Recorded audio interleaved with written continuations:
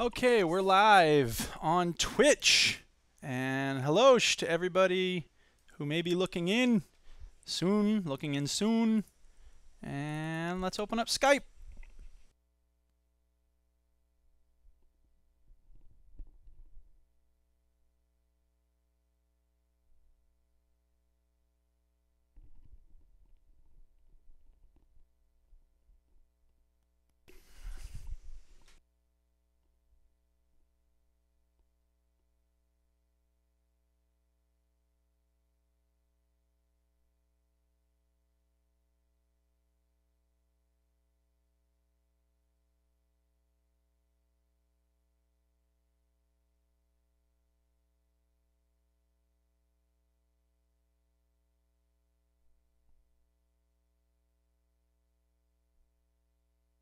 I'm talking because I don't want the stream to be full of dead air. Because that's not a thing you want to see anywhere. And Stu better hurry up because you don't want me to sing. But what else am I going to do? Just sort of talk about everything? Stu is here. He's ready to rock. And I'm trying to figure out how to make it rock. Oh wait, that's the same word. Which heads to knock? I'm trying not to go for the obvious, vulgar approach. I'm gonna have to do like 20 things at once here today, people, because I have to grade some papers during the show. It's not an option. I've got to grade some papers today. And for whatever reason, I haven't done any yet.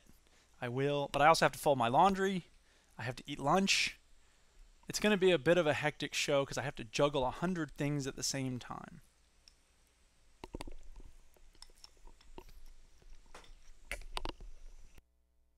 I'm eating lunch.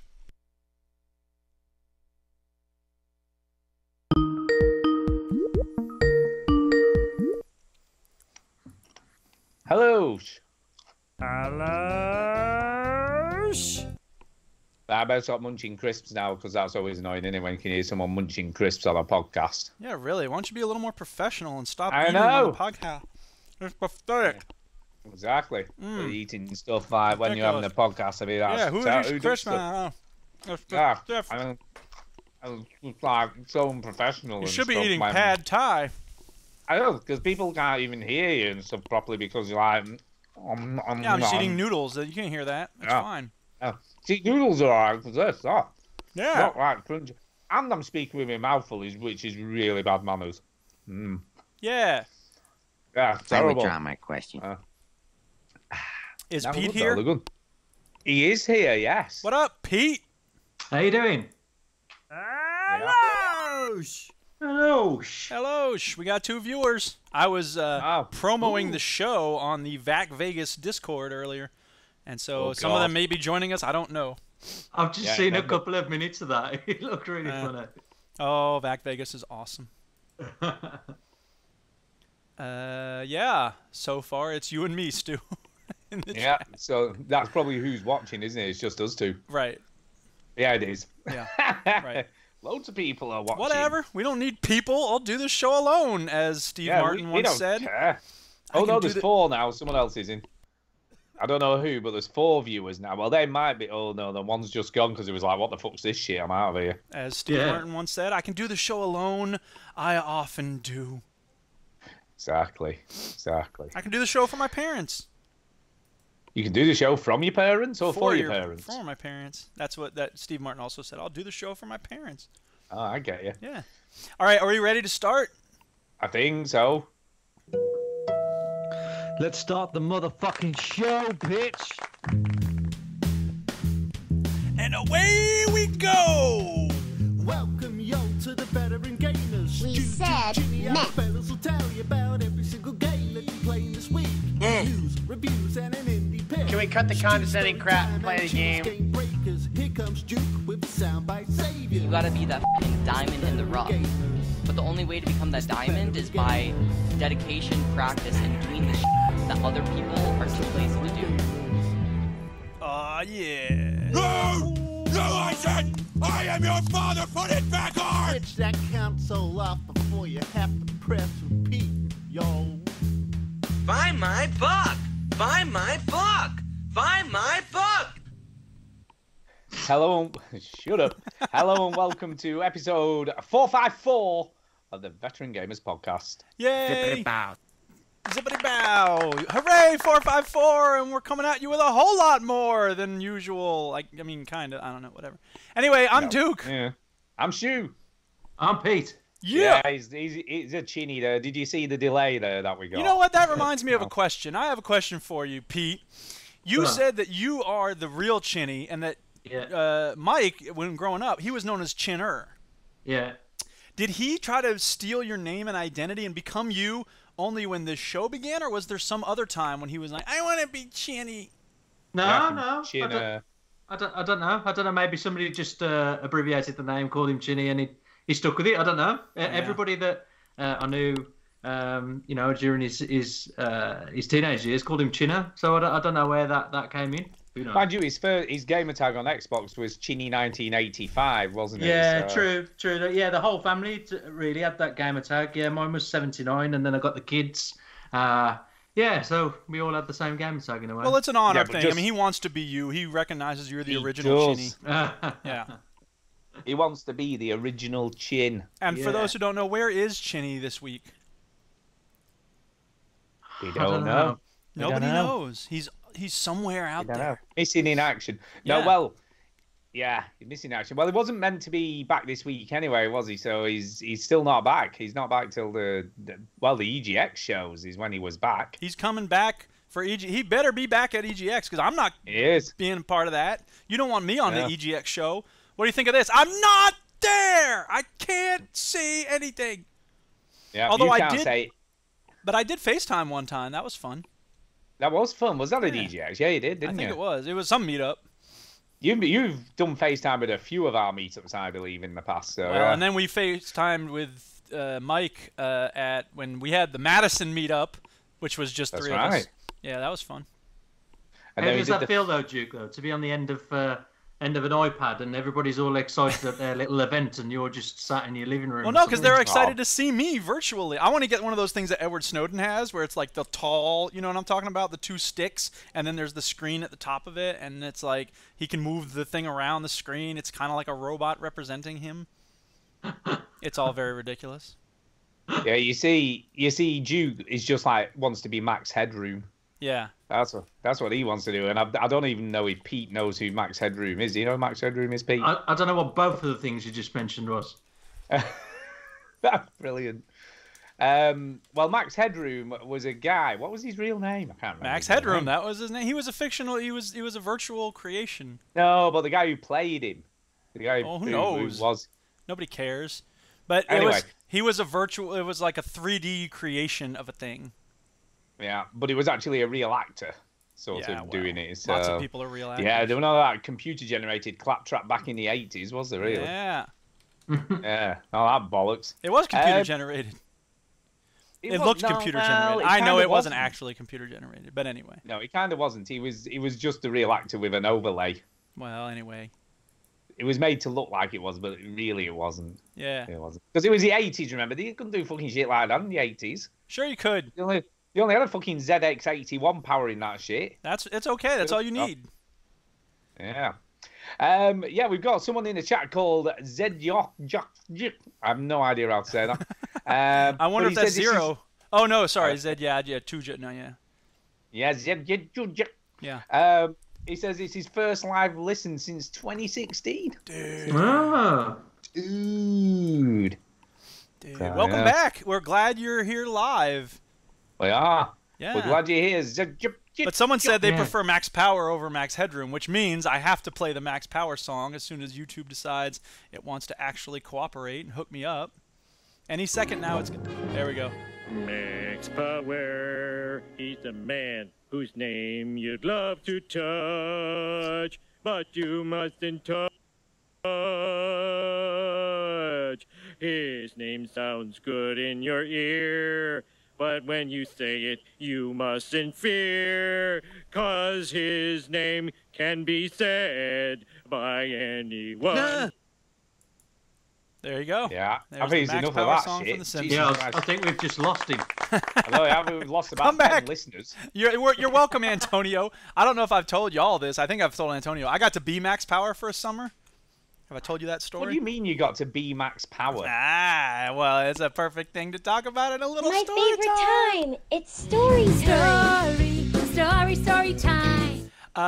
So I worked at a bookstore, and the manager was named Eric, but that's also my name. So the question was, what happened? Sometimes the customers would call up and say, "Hey, is Eric there?" And I would say, "This is Eric." And they'd say, "Oh, your RMA number is 612345578. We need that shipment next week," and blah, blah, blah. And I'd say, "Oh, you want the other Eric." So to avoid confusion, eventually my manager said, "You need to pick a different name." And this was right around the time that episode had come out. So I said, "Can I be Max Power?" And my manager said, "Yeah, sure, why not?" I was like, "Yes!" So I had a name tag that said Max Power. And I'd pick up the phone and be like, "Hello, this is Max Power speaking."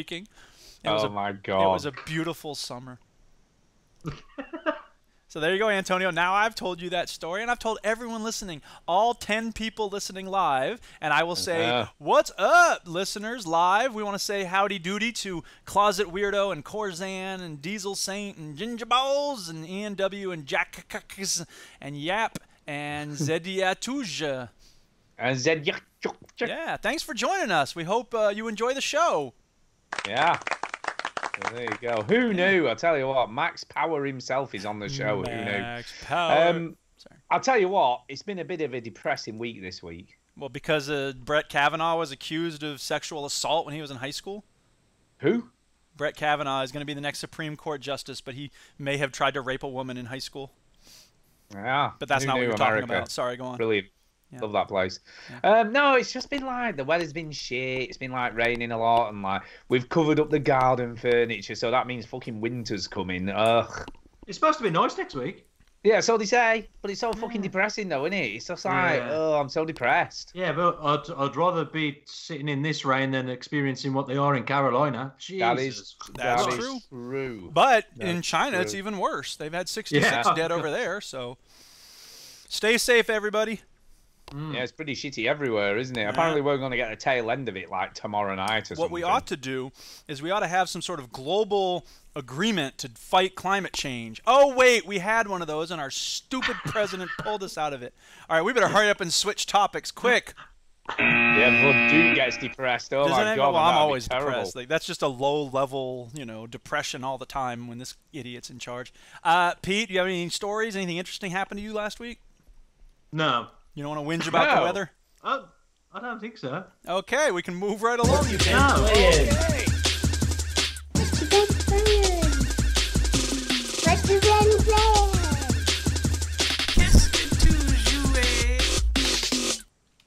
So that being said, right, we'll go to the guest presenter first. So over to you, Ginger Balls. What have you been playing? Okay, right. Through recommendation, I've played a game called Device 6. Oh shit! Snap!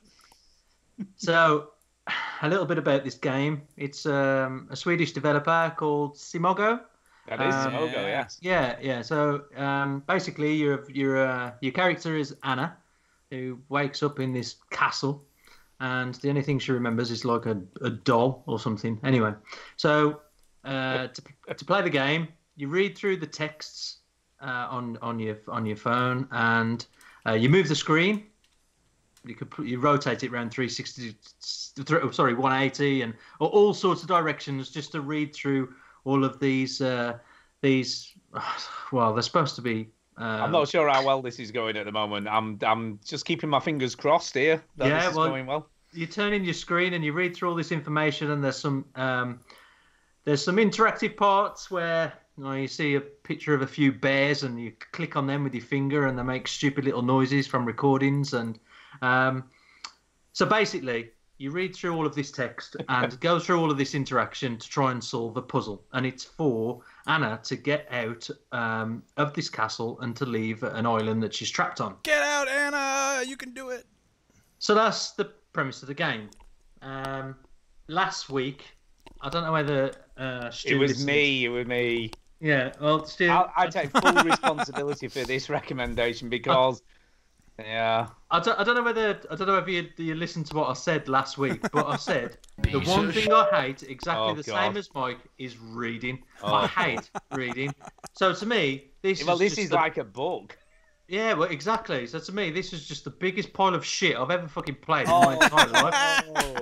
I wish I could pull up the audio that Stu gave last week where he recommended this game, because I'm certain he was all, it's just such an interesting premise and it's gonna suck so you great. in. It is really good. Except that it's the mechanic that he hates the most. Though. Imagine if I said, I can't stand I didn't know Pete escort didn't missions. Reading. How am I supposed to know that? Really? Shit? You have no way of knowing. And I think you recommended this game after. Christ. No, I don't remember. Yes, and besides, you know his brother very well. You ought to be able to guess. That doesn't mean to say they're exactly the same as each other. Well, they're exactly the same. Yeah, we are. I know that now. and the one thing I hate as well is having to, zoom in and out and turn my phone round to look at. So this has everything you love. Yeah, it's like honestly, everything you hate about anything. Yeah, I spent $3.99 on this on the. So let me ask you this then, Pete. How long did you play it? How much did you read? I think there's 6 puzzles altogether to solve. Yeah, 6 chapters are. Yeah. So and I'm sorry. Do you have to read in order to solve the puzzles, or can you just skip through all the stupid text? No, there's all sorts of crazy shit going down. You got to fucking read through all of it. It's a nightmare. So. I got through 3 chapters. I thought I'll give it. You've done pretty well, I've got to say. I'm impressed, considering. I thought I'll give it a damn good go, and then I got to the 4th chapter, and I just got so pissed off with it. I thought, forget it, I ain't doing any more. See, but what's kind of right? Okay, I get how you don't like reading, right? I get all that shit, but I just love how clever it is. You know, like how you go down a corridor and the book goes in a corridor direction, or you go downstairs and it goes down the stairs. It's just, I don't know. I just like all the cool little quirks and cleverness about it. Yeah, and it's well written.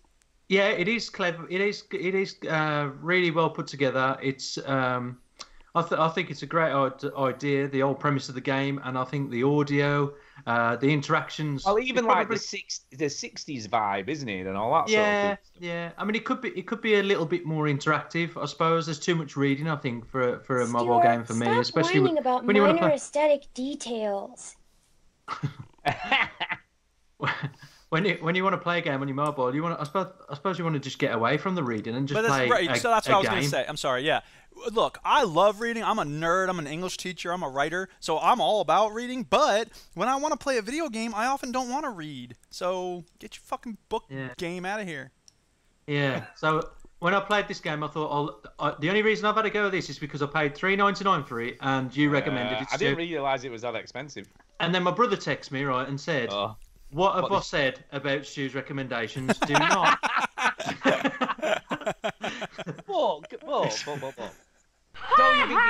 Don't you think at least you've tried something totally different that you've never... God! Yeah, but anybody fucking gives a shit. Yeah, exactly, I get it. The thing is, I don't give a shit about that, and I'm never ever going to play anything that you ever recommend again. So Pete, you're saying you'd rather play something fun than something new? But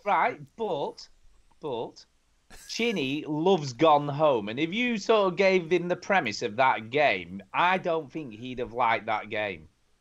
Well, for him to text me and say, what have I told you about Stu and his recommendations, and you shouldn't even do it anyway, I'm going to listen to him from now on. Yeah, here's the sound clip that goes with that. You're way off base. You've forgotten how to perceive correctly. Take a deep breath. Watch it again. Hey, it's a piece of shit. Exactly. That's all it ever was a piece of shit. Right, now, can I just clarify? Just to clarify. This game isn't a piece of shit. It just doesn't happen to be the sort of game that Pete likes, and that's a totally different thing. Well, yeah, I mean, if you like reading when you want to really play games, and you want to turn your phone around and look like if you want to read but you don't like books, like try this. Yeah, that's it. Yeah, try that one. Look, I can only say, right, I loved it, right, and it's very highly rated. I would imagine this has got a very high rating on the iTunes store, to be fair. Yeah, I think it has, games, like 92%, I think, yeah. It's really... Yeah, it's not just me that likes this game, Duke. No, I didn't say it was just you. When did I say it was just you? No, but you were saying, oh, fucking shit, it's a piece of shit. Well, it Sounds isn't a like it piece of is. shit. It's just No, well, that no, but Pete doesn't look, particularly like. of course that's a subjective claim. Nobody's ever going to say 100% of everybody's going to go, this game's a piece of shit. I'm sure there's people out there who like A Killer's Dream. There's 92% on iTunes. Off So probably what? hundreds A lot and of people can hundreds be wrong and reviews. stupid. Hundreds and hundreds of people can't be wrong, Duke. Sure, they can. What are you talking about?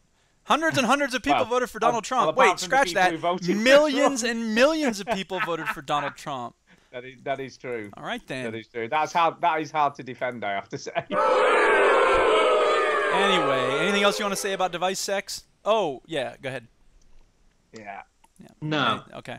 Okay. Fair I'd just like to say I apologise, Pete. Oh, And I'll buy you dinner at EGX if you're there. Damn, Oh, really? Honestly, $3.99 dinner though. It's a cheap dinner.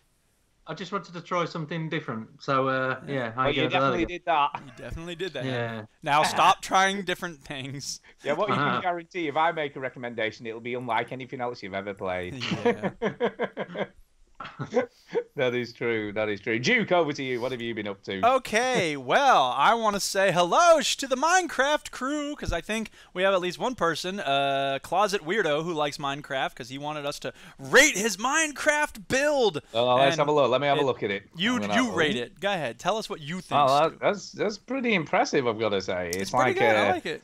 Looks a bit like a potential haunted house of a... Was that made in creative mode? Because if it was, more power to you. It's just I build things in survival mode, so whatever. Well, you might build it in survival mode. Don't make assumptions. It might be, but it's usually survival mode has like trees and stuff around it. And yeah, I was going to say there's nothing around it, is there? Yeah, but whatever. That doesn't make it bad. It's just different. Anyway, the Well, point that's is... pretty cool, that is. I like that. Well, that's right. You know, ask people from your bloody server to come and listen to the show and then give them grief. Yeah, of course. What do you think I'm going to do? Like, fawn endlessly over their things just because they're my friends? No. I'm going to give them the real harsh me truth. just being nice, saying it looks cool and like a haunted house. I said and I it like looks all cool. the vibe and It looks very here's cool, you. yes. Ugh. I would Yes. be Send very us proud of 500 that. quid. Closet Weirdo, Exactly. and then we'll like... We'll praise you if the money is right. Yeah. No, but it's got good decorations. I like the color structure. You got the dark oak. You got, what is that, quartz or sandstone or something? I do like the combination of those two materials there, so I might steal that actually. Who am I kidding? I always build in brick and wood. Those are my materials. But anyway. You just build giant tower knob-shaped I build buildings. giant towers. Yes, I do. And that's what I was going to talk about because I did the walkthrough of VAC Vegas recently for the stream, and so now I am showing on the stream the overview of VAC Vegas. And yeah, I want to shout out Zero HD, aka Burb, because he was the one showing us around. So he's the guy in front there, leading the way all around VAC Vegas. And you can see, You know, this is so reminiscent, isn't it, of the you know, the 035s back in the day. Oh yeah. Thing. Yeah, so weird. Uh-oh, we got some hiccups. I think I'm asking my poor Macintosh computer to do quite a lot all at once. Oh, you're going to kill it. It'll explode or something. I hope I don't suddenly cut out. Anyway, so we did the tour, and if it doesn't work on the stream for whatever reason, you can always see it on our Twitch stream as one of the saved videos. But anyway, yeah, so VAC Vegas continues to be awesome. The login, the first half of the video, actually, you can see that we're halfway through the video already, because the first half of the video is just me waiting to get into the server. So it's not that interesting. But anyway, yeah, I'm working on a new roller coaster. This video does have footage of me going on the old roller coaster, but you can't see it because it's buffering endlessly. I suppose streaming on Twitch and playing a video from Twitch at the same time is a bit tricky. I should have posted it to YouTube, and then I could have shown the YouTube link, but whatever. We get the gist. You get the gist. You get the idea. It's all good.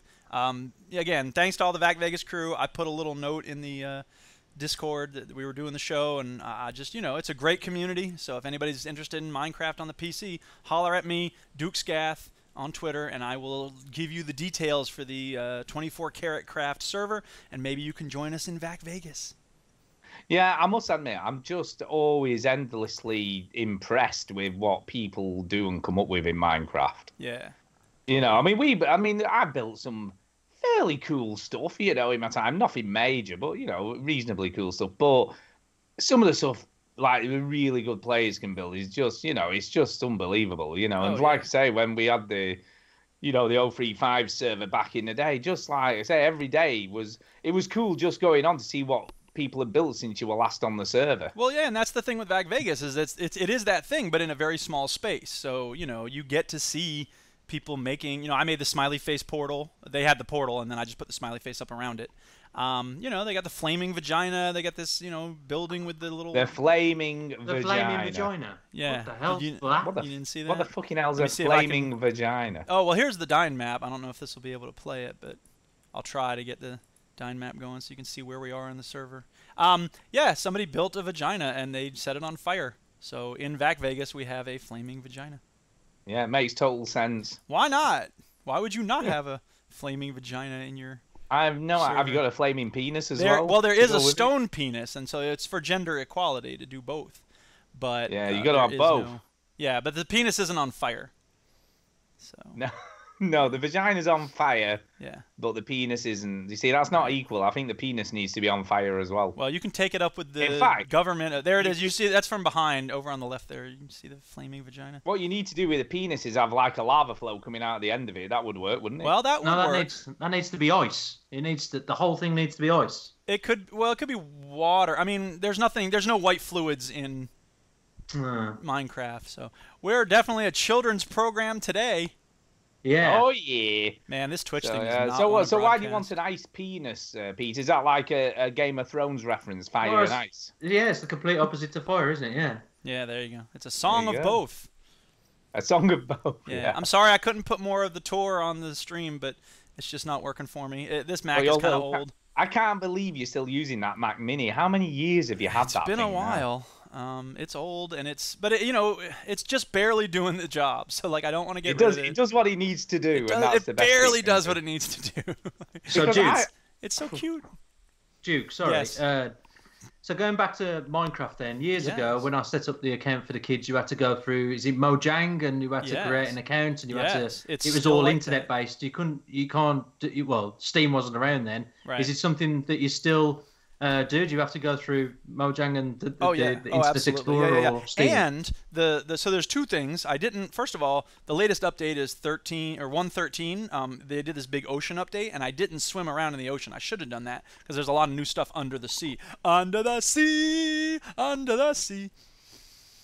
But the other thing I will say about the Mojang thing is, now that Microsoft owns Mojang, I think they want to go away from it uses Java right now, Minecraft does, and I think they wanted to go away from it. They wanted to, because they launched a version of Minecraft for Windows 10 that doesn't use Java. But the trick is, first of all, most people still play the Java version because there's a lot of plugins on multiplayer servers and on the single-player side where people have modified the game, right? So if they were to kill the Java version, a lot of people would be really angry. The user base for Minecraft would plunge into nothingness because so many people play on servers that have mods. So it's a tricky thing because they want to get everyone over to the Windows version, but in the meantime, they have to keep updating the Java version. Yeah, but people are always going to resist because that's how it works. Well, right. Change is tricky just in general, but it's also the type of thing where there's a good reason why people are resisting because they have, you know, a lot invested in the Java version, and it's going to take a while to slowly move them over to the Windows 10 version. I was talking to somebody recently who said, yeah, they thought it'll eventually happen, but it's just going to take a while because of all those mods. So. And how much does it cost now? I don't know. Probably $40. I think that's how much I paid when I got it. So, yeah, it's not cheap, is it? And they never ever really do any discounts, do they? It's always full price. No, yeah, it's never on sale. But, I mean, why should they? Yeah. They keep selling millions and billions of copies. Yeah, you almost forget, don't you, how many copies this thing sells, you know, and it's, you know, we talk a lot about GTA 5 and how many copies that sell, but fuck me, like Minecraft's probably double that, isn't it? It just keeps on going. Right. Well, it's just saying that the Java edition is $17.95. Oh, really? I didn't realize it was that cheap. You got ripped off. Yeah. Exactly. But dude, that was a while ago, isn't it? You've had this game a long time. Yeah. What's that? $17.95, about $25, something like that. Yeah, around there. Yeah. I mean, look, maybe that's all I enjoy- paid. I don't remember how much I paid. He has no clue. I enjoy Minecraft when I play it, but I don't play it that often, and I've not even got it anymore. You know, I used to have it on the 360, but you know, I ain't got that shit no more. Yeah. And then I did get a PS4 version of it and played that for a little bit, and then just got bored. Really, it's just not my thing. I like it, and I do like it when I play it, but I'm not that into it. Not everybody's as cool as me. I don't know what to tell you. Exactly, not as cool as you. Yeah. Yeah, so that's you. So I should speak about. Go ahead, something, Stu. You talk. I played a couple of demos this week. One of which was Mega Man 11. Ooh. Yeah, which is coming out on the Switch. I think it's coming out on everything. Switch, 360, not 360 because they don't come out on that shit no more. Xbox One, PS4, you know, all the usual stuff. Yeah, it's not my thing at all. Oh, do you know what, Stu? I've played. Talking about Mega Man, I was going to talk about it in games play, but it's pointless. I went on to the Game Pass and I downloaded. I think it's like a I don't know, limited edition or some collection of Mega Man, and it was like 1 to 6. And I thought I'd give it a go this week. Funny enough, and God, it's so hard, isn't it? It's rock. But I also don't feel like platforming. Hang on. Before you move on, I beg your pardon. Pete, do you know about me destroying my bedroom when I was a kid because of Mega Man 3? No. Yeah. You say it's hard, and I think, yes, it is. Because when I was in high school, I tried to finish Mega Man 3, and there was some dragon, and it was driving me insane. And I finally lost it, and I just tore my room up. It was one of my most shameful moments ever. It taught me a lot about, the dangers of taking video games too seriously. But it was very, very difficult. I can imagine why you did that, though. It is frustrating. I literally, because I was selecting different levels, I thought maybe some of them was harder on difficulty, and I just thought, well, I'll choose a few, and that was on each game. I played 1 all the way through to 6 just quickly, and I couldn't get past the first stage. It was so difficult, and it's just punishing, isn't it? Yeah, and when you die, you're straight back to the start again, and I was just like, fuck this. Well. Anyway, there is some good news for you there, Pete. There's some good news. Because Mega Man 11 gives you 5 lives. So you get 5 lives. Oh, okay. Yeah. And there is a casual mode. Ooh. So I'm thinking, this is all right. I'll put it on casual. That'll piss this. But casual mode on Mega Man means you only die every 4 seconds instead of every 2 seconds. Yeah, it was like hard on every other game you'll ever play. So there was no checkpoints? Yes. Yeah, when you died, you were more or less in the same place as you died. Interesting. Right. So it's pretty good, really, in that respect. I think they've obviously made some sort of... tried to make it a bit more accessible. Mm-hmm. And in this version of the game, you get, like, 3 different powers. Although I couldn't figure out for the life of me what each one did. Or, one slowed things down. Yeah. But then I couldn't figure out what anything else did. So I was a bit like, I'm not sure what the hell this is or what this special power is. Yeah. And then when you use it, obviously you have to wait for it to recharge again, as you would. Oh, yeah. But, yeah, I had no clue what the fuck I was doing. I was just trying to jump on stuff and get through it. Let me ask this question. Sorry, go ahead. Sorry, go on, Duke. Yeah, well, here's a question. This game is an example of a classic from the NES days trying to reinvent itself, but still stay loyal to the fans. And I don't know if the true fans are really in love with it, but clearly you didn't love it, Stu. I think a lot of people are going to not get so into it. But I wonder if there is any game from the NES days or from the arcade days that has successfully done that kind of reinvention. See, I wouldn't know, really. I can't think of one. Probably Street Fighter. What about Metroid? Yeah, I was thinking Metroid, maybe. I haven't played any of the more recent ones. Are they good? No idea. We got to get someone on who plays Metroid. Yeah, we've got to get someone who's into Nintendo, unlike me, who never really had one. Participants, any games from the original NES or the Super NES or the arcade? Street Fighter is a good answer. I think that's interesting. That stayed relevant over the years. I mean, these games keep coming out, so Mega Man must be doing something, right? The Probotector. Yeah. Oh, the what? Probotector, Super Probotector, which what was what is that? Contra 3, was it, or something like that? I really would have liked to have seen another one of those remade. Right. But yeah, that just, I don't know. I thought it was a real popular game, but it's nobody's ever really taken upon remaking it. Or I thought it was cool. Just look at this level on screen at the moment. It's just fucking ridiculous. Well, that's always been what Mega Man's about, you know. Like it's the Dark Souls type of thing of it's rock hard and it's so satisfying when you do it. Yeah, it's a bit like, I mean, I look at this and it's a little bit. I suppose this is sort of what Cuphead got its inspiration from to an extent. Yeah, totally. You know what I mean? Is that completely rock hard? Can you do it? Mm-hmm. And obviously working out, it's almost like a puzzle in itself, isn't it? Working out how to get through each bit of a level. Right. And then there's reflexes. Yeah. Oh yeah. How this fast game is can you all sort of about move? the reflexes. I mean, it's a bit like. I mean, the weird thing is, right? I quite like Celeste, as you know, and I need to get back on that because I really enjoyed it. But I know that I'm going to be terrible now because I was just getting into a rhythm with Celeste and, you know, starting to understand how to get through each of the levels. And I get, you know, when you're saying about it being satisfying, and it was, you know, playing Celeste and getting through those levels was super satisfying. So what's the difference with Mega Man? I just feel like with Celeste, you can sort of take your time a bit more somehow. Whereas I feel like when you play a Mega Man game, he's literally hurrying you along all the time because as soon as you stop moving, something's gonna kill you. I hear you. You know, whereas with Celeste, you look at a level and you've got to work out how to get through it. Right. And it's a bit more like Super Meat Boy.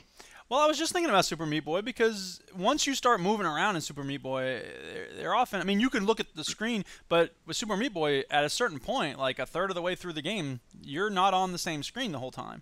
You have to go, you know, it moves up and down and over. So there's a lot of thinking on your feet and trial and error in Super Meat Boy. Yeah, and Celeste is much the same because Celeste, like, some of the levels are just one screen, some of the to get to the next checkpoint might be 2 or 3 screens. Right. And you've got to do it all in one go, you know. And I think what's cool about Celeste is that fluidity. Yeah, sure. Because it really is about nailing everything to get to the next bit of the level. And I think that I love Celeste actually as it goes, and weirdly because I don't really like these types of games, but I think Celeste does it in a more accessible way, but still rock hard. Right. It's interesting. It seems to me like we all have a game that it seems like we shouldn't like, but we do end up liking it. Like I didn't expect to like Super Meat Boy, but then I did, and I wonder if someday Pete will find a game with a lot of reading in it and be like, "This game's awesome." Awesome. You never know. I very much doubt it. Yeah. You never know. But yeah, Mega Man 11, it's not for me really, but I believe a lot of people are liking the demo and thinking that, you know, this is going to be a really good incarnation of it, really. Yeah. So the animation's smart though, and it looks really well polished. It does. It looks really, really good. I mean, and watching the person playing it on screen who actually knows what he's doing, right?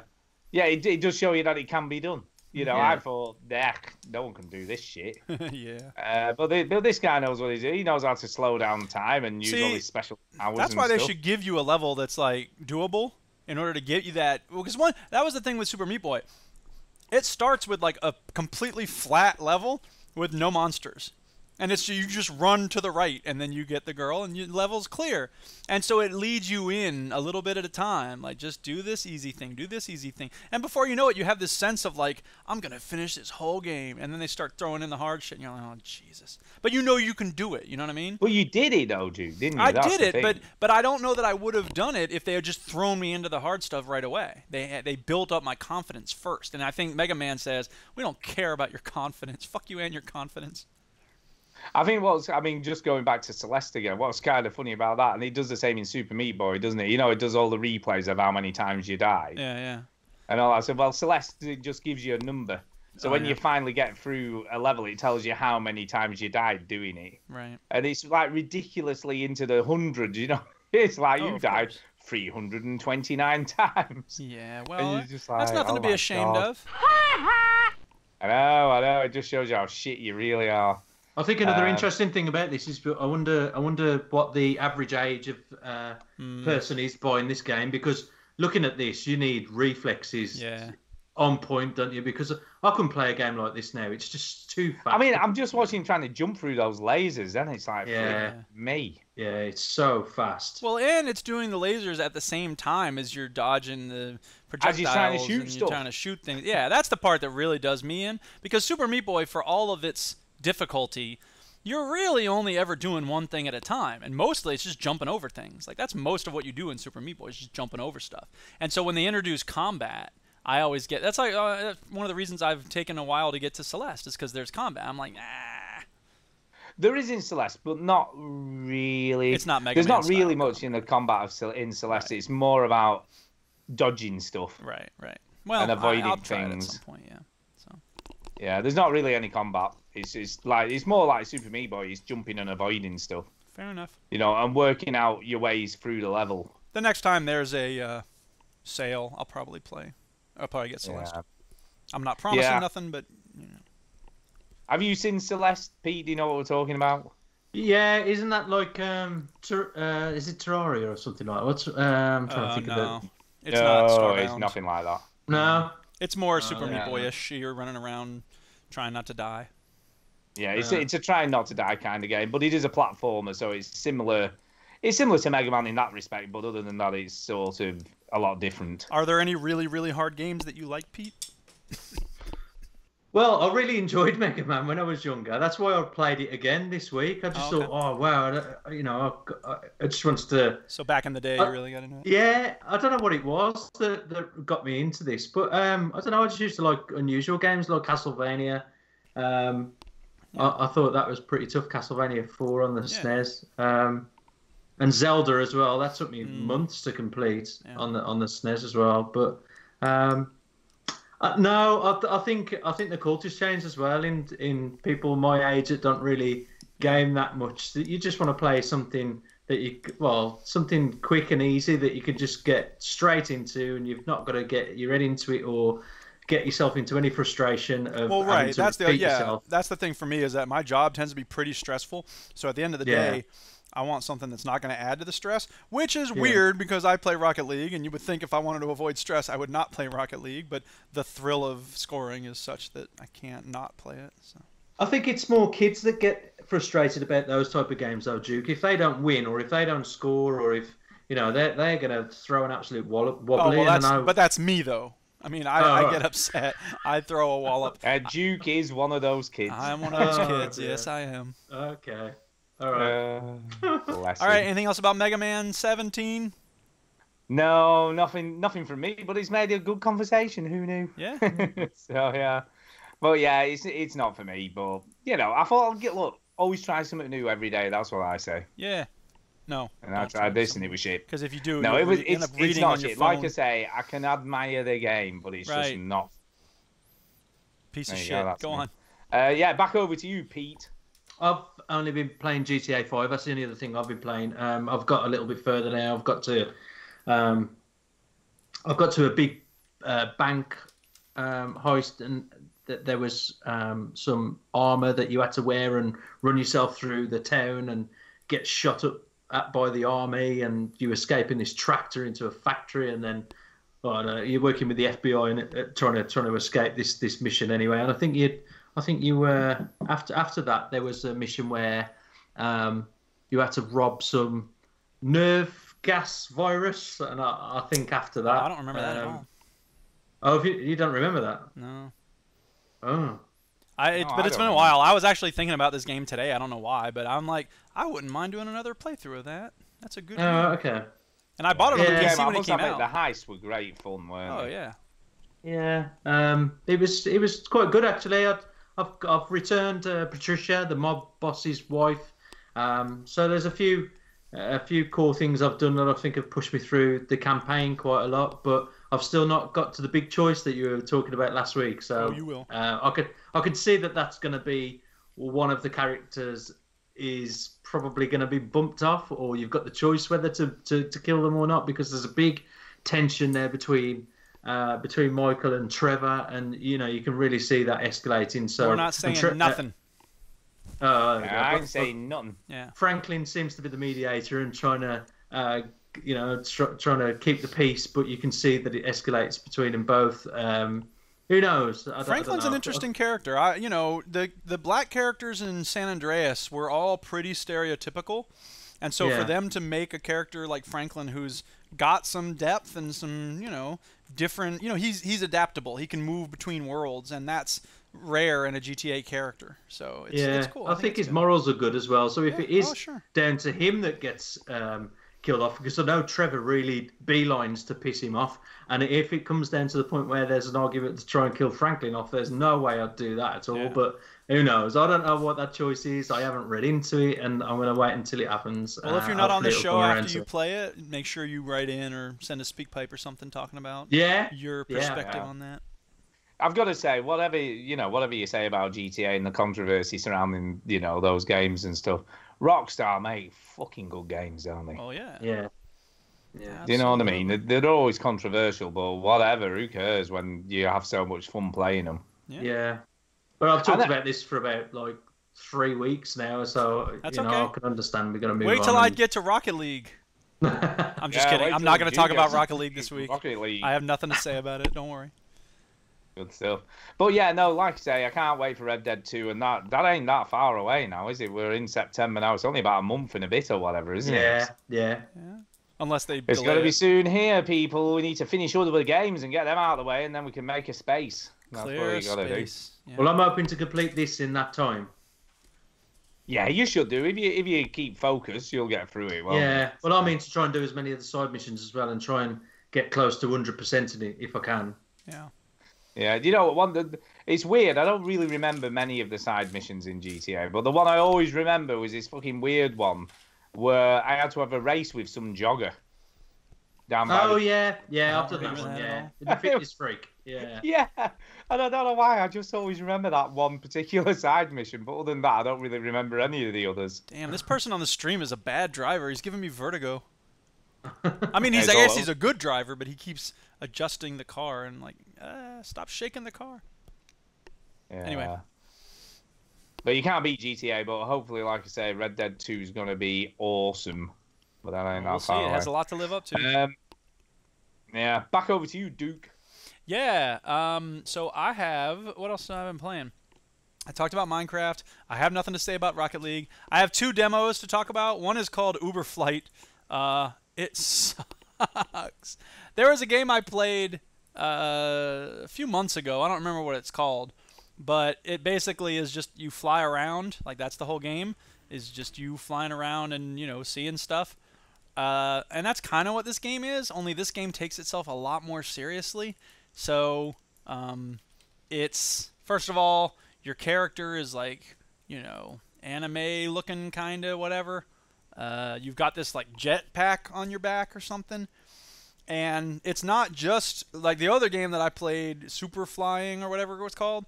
That was just, it was $1, and it was very simple, and it was instantly, you're right back into it, and you could create these worlds, and it was very fun and simple and silly.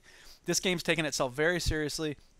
You have this energy level, and you have to keep replenishing it by grabbing, I guess, those little purple balls. I don't really know because I didn't play it long enough to find out. But it's the whole thing of every 5 seconds it would be energy is gone, game over. And I was like, that's stupid. Who cares? And of course, if you bump into anything, it's game over. Yeah. It's, the purpose of the game is to try to make you feel cool when you can do it right. You know what I mean? You swerve in and out, you up and down, and you're avoiding all the difficult things. You go through a circle or whatever. It is what it is. But, yeah, it's out of energy. It'll be what you're basically saying is it's shit. It's pretty much shit, yeah. And there's not too much to say about it. So let me move on to my other demo, which is not a piece of shit. In fact, I quite liked it, and I didn't think I would. It's called Immure. And let me pull up the visuals here. I think you might like this one, Stu. You should check out the demo at least. I'm going to look now. It's a side-scrolling puzzle game, I guess you could say. And it's kind of like The Guest, or what was the one on Xbox indie games? I don't know. There's been a lot of those. No, but it was the cool one where it was all scary. Decay. Oh, it's kind of like Decay, right? But it's 2D. So it's you're in this mansion and everything's weird, and then there's these monsters, and you get this thing that's like some magic shard or something that will light up the area around you, and you can charge it and it'll stun enemies, but you generally don't kill enemies. It does that thing of which Decay did, of when you walk down a hall once, it looks one way, you go back the other way, you come back and the hallway's different. So that's kind of cool. It doesn't work as well in a 2D setup because there's only two directions to go, you know what I mean? So it's not as shocking when you suddenly find the hallway different, and it becomes kind of just one more puzzle element. But the graphics are good, the writing is decent, the mechanics are solid. It's got a little bit of humor. I thought they did a good job not taking themselves too seriously. But it's also creepy, and there's a lot of blood and gore. If the monsters catch you, you're gonna die in a pretty gruesome way. Cool. Yeah. The problem is that some of the puzzles are opaque. And what I mean by that is they're hard to figure out what you're supposed to do. And as you know, Stu, because you and I have played a lot of games like this. We have. Some games have very elegant puzzles because they find that balance. Some games are too easy, some games are too hard. I don't mind puzzles that are hard. I mind puzzles where you look at how you're supposed to do it in a walkthrough or a playthrough or whatever, and you go, how was I supposed to guess that? And that's what happens in this game at one point. I got to the demo. First of all, there's no save points in the demo. So I reached a certain point where I was like, I don't know what to do next. I've been in and out of all these different doors and been in all these different rooms. And see, there's the monster on the stream now. By the time I say this on the live stream, you'll see it and say, there it is. Anyway, so I had been through all the different rooms, and there's a second level in the demo called the apartments. And when I got to it, I thought I had done everything I needed to do, but it was like, oh, you still need to find this, this, and this. And I was like, well, how am I supposed to do that?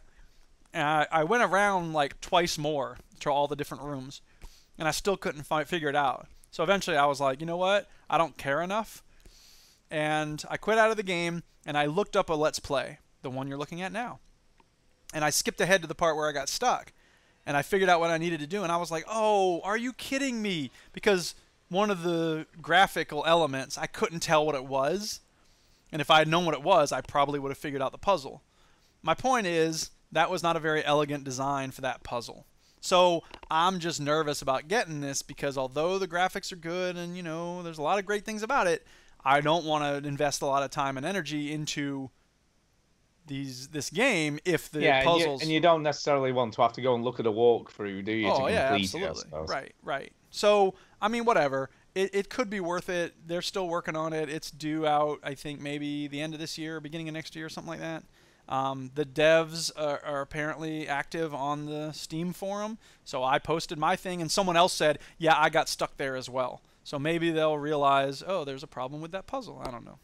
But this looks like my type of puzzle game, though. I like this. It's definitely worth checking out the demo. It's on Steam. It's obviously free to try the demo.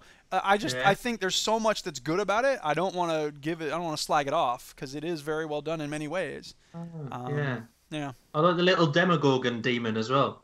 Yeah, absolutely. It's cool graphics. They didn't skimp on... I mean, when I download these demos, a lot of times I'm like, these are going to be made by one person who rushed it, and it's probably not going to be very good. I'm bracing myself. That Uber Flight game, I could tell it wasn't going to be great, and it wasn't great. And that's sort of the way I go into it thinking about it. But this game really impressed me because the shadows are good, the lighting is good, it's the aesthetics are nice. And the main character's Ginger. He is. Yes, he is. You don't get many gingers as the main characters in games. No, you don't know. It's true. Oh, you see. So anyway, that's the Imura demo. Check it out. I mean, weirdly, I've played a couple of demos. I'm going to lump these together because they were both totally shit. Okay. Right? So I'm going to lump these together in one. Yeah.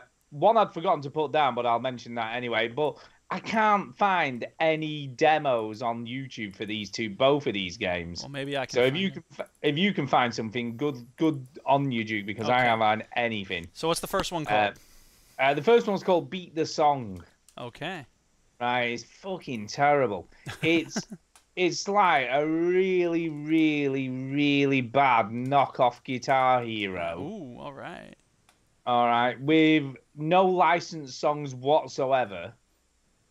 That are just truly terrible. Like, you wouldn't want to listen to them, let alone play a game to them. They're just truly awful. Nice. It has like a box like a line at the bottom where you've got to hit obviously the keys, and then it uses A, S, D, F, and G on your keyboard as a sort of what you've got to hit. Wow, not WASD, huh? Oh, it's all straight across. But fuck me, crazy. it's just terrible. Yeah, I can't find any visuals either. That's crazy. You'll not. You won't do. You won't do. I mean, this thing is terrible. Nice. I don't even know what to say about it. I saw it on the demos and I was like, oh yeah, I'll give that a go. I like rhythm action games, and all that kind of stuff. This should be fun. Oh my god, it was just awful. I mean, like really awful. I mean, I'm going to the store page now. If you go on the store page on Steam, there is some like, it's just, I mean, even the visuals are as awful. They have like these scantily clad women who look like they come from Norway or something, like gyrating and singing to the songs that are just truly terrible. Yeah, okay. And you can listen to it, like, even on the demo, you can like listen to the songs, but obviously can't play them. Yeah. And they're just like, most of them are just, the game's called Beat the Song. And I would say less than half of the songs available have words. The rest are just like instrumentals. It's just terrible. Yeah. Just truly, truly terrible. If you like these types of games, good luck to you. But fuck me, I ain't paying $15.49 for the shittest game ever. Yeah, that's mad, and especially when Antonio just says play Clone Hero in the chat, and it's right. He really bigged that up before about them. Pretty much sticking any song on that, and you could play along with it. So why would you invest any more money into games like this? Yeah. No, just terrible, terrible, terrible. And the other one that I'll lump in with it, because that was terrible as well, is called Heavy Dreams. Heavy Dreams. Right, again, I can't find any sort of visuals to go along with this, but you wouldn't be seeing a lot anyway. So basically the premise of this game is you go into some attic somewhere and you find a discarded laptop of a teenage boy. Yeah. And then you've got to hack into his computer and have a look, see what his story was by hacking into his computer. Dude, it sounds awesome. And when you said you get opaque puzzles. Yeah. Right, okay. Is this it? I found a visual and I'm putting it on the stream. Oh, you may have found it. You probably haven't, though. Yes, this is it. All right. How about that? Oh, good. See, it looks good to begin with. You're like, oh, yeah, it looks cool. Yeah. This looks cool. I like the flashlight, torch shit. But it's opaque puzzles, huh? And then the first screen, right? So you start the game, and then you just get a login page. Like a login, like username and password. Did you try the person's first name and then 1, 2, 3, 4, 5? Yep. That didn't work. Did you try 1, 2, 3, 4, 5, 6? No. Well, there's where you messed up. Obviously, there's nothing else. There's just literally a login page, right? Sucks. And I was like, well, how the hell am I supposed to know his username and password to log in when there's no other? That's the start screen. What the fuck? There's a little post-it note on the keyboard. Didn't you notice that on the laptop? Yeah, that didn't say. It said, "Do not open me" or something. Right. So I was like, right. So how do I do this? So I'm thinking about it. So I went to the Steam page, right, and there's a load of screenshots on the Steam page. Yeah. And one of them's the login page with the username and password typed in. Well, all right. So I was like, huh. They know it's a problem, so they went ahead and gave you the answer to that. I know, but I'm like, is that actually how you're meant to get logged in? Is that what the puzzle is? The game is escaping into real life, man. You know, I'm assuming that must have been what it was. You know, I'm assuming the developer went, wouldn't it be cool if people have to go to the Steam page and look at the screenshots to work out how to log in? No, that would not be cool. That would be stupid. No, it would not be cool. It was stupid, right? So I logged in. So I managed to get logged in, right? Okay. So I was like, but then I had to keep switching windows because it's some fucking stupid, long, bad, bloody password. So I had to keep switching because I couldn't remember it all in one go. I should have written it down, I guess. Well, that would have taken a biro and stuff. So I went, so I logged in and I thought, oh, I'll probably get a bit easier now. I'll probably know what the fuck I'm doing. Nope. You just get like a file for something, like a browser and an email thing, and I was like, fuck this shit. I think I played it for like 6 minutes. I'm like, you played it about as long as Pete played. Stu, on the stream there. Look, he opens 6. the laptop. I know there's a post-it note, so I mentioned post-it notes, but there's one on the laptop. He opens it, and there's another one under the screen.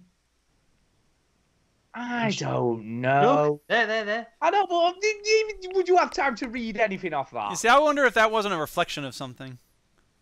I don't fucking know, but this game is shit and terrible. Even after you get that, it sounds still stupid. So. Oh, honestly, I don't even know what to say anymore. I'm just annoyed. Right. So we'll move back to Pete. Have you been playing anything else? You haven't, have you? No, it's not made into that shit game that you give me. Yeah, I'm so glad you enjoyed it. Right, Jude, what else have you been playing? Nope, that's it for me. Is that it? Oh well, I've got other stuff to talk about. Oh snap! I'll just leave this item only on the screen though. Only one more game. Okay. Only one more game. Shit game. It's not a shit game. I'll be the judge of that. But I played a shit ton of Spider-Man this week. I thought, you know what? I wasn't blown away last week because it felt a bit sort of Batman-y, samey and all that sort of stuff. But now, so I'm going to put some serious time in and just see how things pan out. And I have changed my mind a little bit. I'm actually really enjoying sort of the swinging. You can't beat a bit of swinging, and the swinging in this game is amazing. I'm swinging everywhere. So you've become a swinger. And it's good. It's really, really good. The swinging mechanics are just really, really well done. Yeah. It just feels so cool, like as you sort of get into a rhythm and start to really get the hang of it, and you're going so high above the city of New York. And I think as well what makes this game cool, and obviously I haven't had that much time to explore last week really. So the first thing I did was unlock all of the towers. So it's a little bit like Assassin's Creed. So every time you unlock one of these towers, obviously all these icons appear on the map where you can go and do stuff. Yeah. And they can be all sorts of stuff like hunt for your backpacks or like take a landmark photograph and all this kind of jive. So there's all these sorts of things.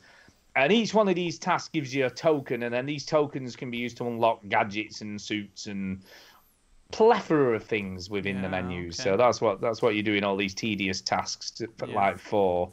But they're not too terrible. They're not difficult. Like the towers themselves are really easy. Right. And it took me I'd probably say about an hour, maybe less than that, to go around the whole city and unlock every tower. So that was kind of cool. It's not like Assassin's Creed where it takes ages to get to the top and you've got to work it out and it's like some sort of puzzle. Right. They've done away with all that bullshit, and I kind of like that. They've really simplified everything. Even the backpacks, they're not hidden as such. They're not difficult to find. Right. And you can put a marker, like a map marker on them, and just go straight to that. So you don't even have to hunt around. Occasionally they're in unusual places, like stuck on the ceiling underneath an overpass or whatever.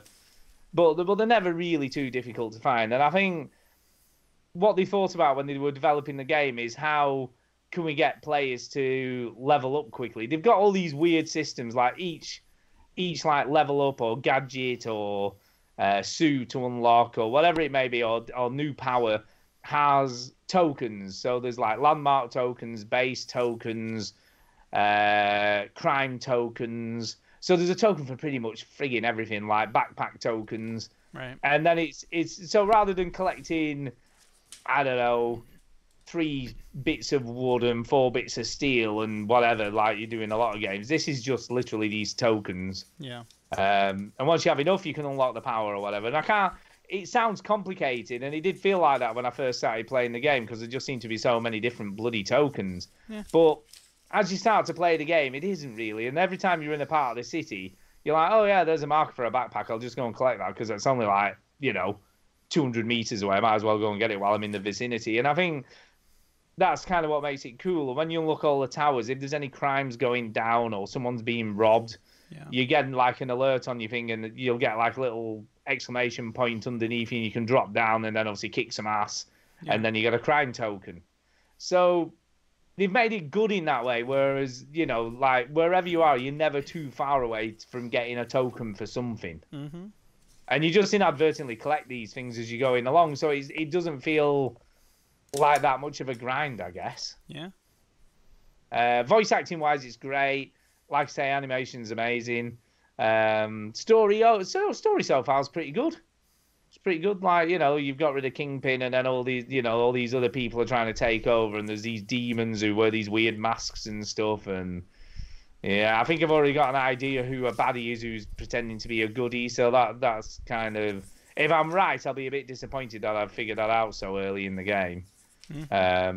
But we'll see. We'll see, but I could be totally wrong. But I've got let me see if I got this queued up right. No, I think it's too late.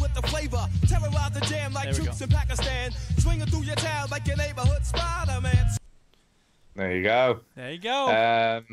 But yeah, like I say, the environment's great. I mean, I went to New York on holiday many years ago, and it is cool how they've recreated. It's probably the best recreation of New York I've played in a game. Someone posted a photo of them. They took a picture in New York, and then they found that spot in the game, and it looks almost identical.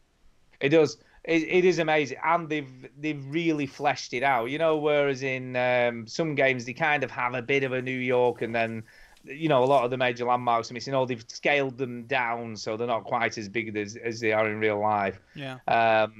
When you're in this, you do feel like it's like Central Park is enormous. Yeah. It does feel like the whole city is there, Central and that Park they haven't is really enormous, missed anything out. Yeah, sure. Times Square looks cool. Empire State's building. What's cool about this game as well, like in Crackdown, to get to the top of the tallest building, it was you had to wait till you'd leveled up and you'd done all this shit, and and then when you've been playing it for about 15 hours, you could eventually go to the top of the biggest tower and all that kind of stuff. Right. In this game, you can just run up any tower you like. You can get to the top of anything. Let me ask you this: does that not take away some of the fun? Because in Crackdown, it was such a gratifying thing when you could finally get up to that tallest tower, right? Yeah, I guess, but I don't know. I kind of like the that I want idea to be that limited in that way. I'm just wondering if that changes the feel of it. Look, it's Spider-Man, man. He can climb buildings. What are you gonna do? Yeah, he can. He can do anything a spider can. He can. And in addition to that, I guess the character in this is like a mature Spider-Man. Yeah. So it's not like, I'm just starting out and I don't really know what I'm doing. Right. It's kind of like some of the gadgets are things that he's like done on a blueprint but never got around to making or whatever. Holy so I like crap. the way. Sorry, go on. Well, I was just gonna say, and I hate to cut you off, but I realized that I've played that Wu-Tang song clip both weeks, but I never thought to play this. But the very best thing Where is it? that he There we go. listens to you. It's quiet. Nothing means more than for a man to. How did the pig tracks get on the ceiling? Spider Pig, does whatever a spider pig does. Can he swing from a web? No, he can't. He's a pig. Look out, he is a spider pig. Yeah. Spider Pig song. You're welcome. I'm sorry, you were saying about this game. Yeah, no, I do think it's pretty great. So, yeah, I think I'm going to play a lot more of it. I'm going to try and get it. I'm going to try and do a full, even though I really want to get back to God of War and finish that off. I don't know. I just want to play this now. I'm kind of enjoying It's a while since I've played an open world game and enjoyed it. Yeah. And sort of thought, oh yeah, this is kind of fun. So Stu, what's torn you away from God of War? Because all I've ever heard anybody say is God of War is the best game on PS4. New and shiny. I can answer that. It's new and shiny. It's new and shiny, and I know that God of War is waiting. God of War's always going to be there. He's not going anywhere. But yeah, I do love God of War. It's such an amazing game. It is. It is better than this. And I can say that with great confidence. But this is pretty good. I'm kind of, like I say, I'm kind of getting into it. I'm doing as I usually do, I'm doing much more of the story missions than I am any of the side stuff because I really don't care about side missions in games. You know, I just want to play the story and find out what happens. And so far, so good, really. I am, like I say, really enjoying it. And yeah, totally recommend it. If you've got a PS4 and you want something new to play, like me, new and shiny, then give it a go. You can't go far wrong. Did you say you don't like doing side missions? I hate them. Oh, why? I hate grinding. It's Except not grinding. in The Witcher, you played a lot of them in The Witcher. Best element of the game. No, I don't usually find that. I find them didn't you do a bunch of them in The Witcher? Of course I did, but I didn't. You see, but in The Witcher, there? I only did them when I knew I was gonna get XP from them. As soon as it was below my character level, I didn't do them anymore. So you just want a Scooby snack for doing a side mission? Yeah. I just wanted to level up my character. So the only, although I did enjoy them, but then I think the trouble with The Witcher is you get such little XP if you've already. It takes away that almost impetus to do it. Yeah. Oh yeah, Yakuza. No, there's an exception to the rule. Yakuza, I did loads of side missions because they're just so funny. So the side missions have to be funny.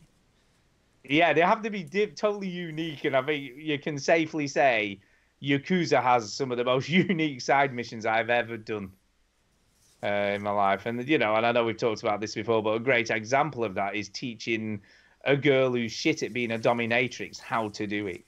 Right. Not in any other game would you have a side mission like that. Yeah. I'm just saying, or like you say, you have to take place of the human statue while he goes for a piss. Stuff like that. It's just brilliant. So yeah, Antonio is correct. Side missions in Yakuza, I've done loads of those because it's just so funny, like I say. But yeah, I love Yakuza. You see, I've got Yakuza 6 to get back to. I've only played a very little bit of that game. I could have bought that cheap now. All right. Anyway, else about Spider-Man? We need to do some news. Okay, time for news.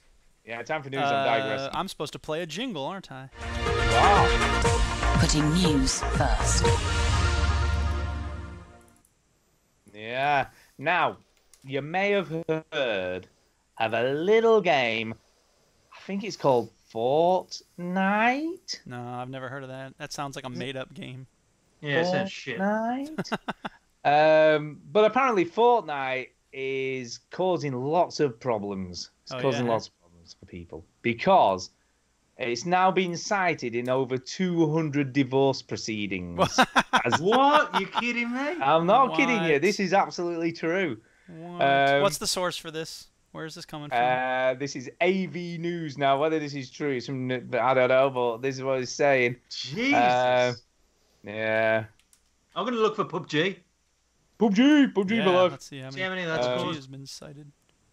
Yeah, it's been apparently it's a video game that people get so addicted to that it breaks down your relationships. Yeah. Apparently it's specifically said on it comes from the form of a report stating that more than 200 divorce proceedings have cited the game and their complaints, and that's just in the UK and only in 2018. Huh. Yeah, and that's coming from Divorce Online service apparently. So who knew? And it represents something like 5% of all British divorces this year.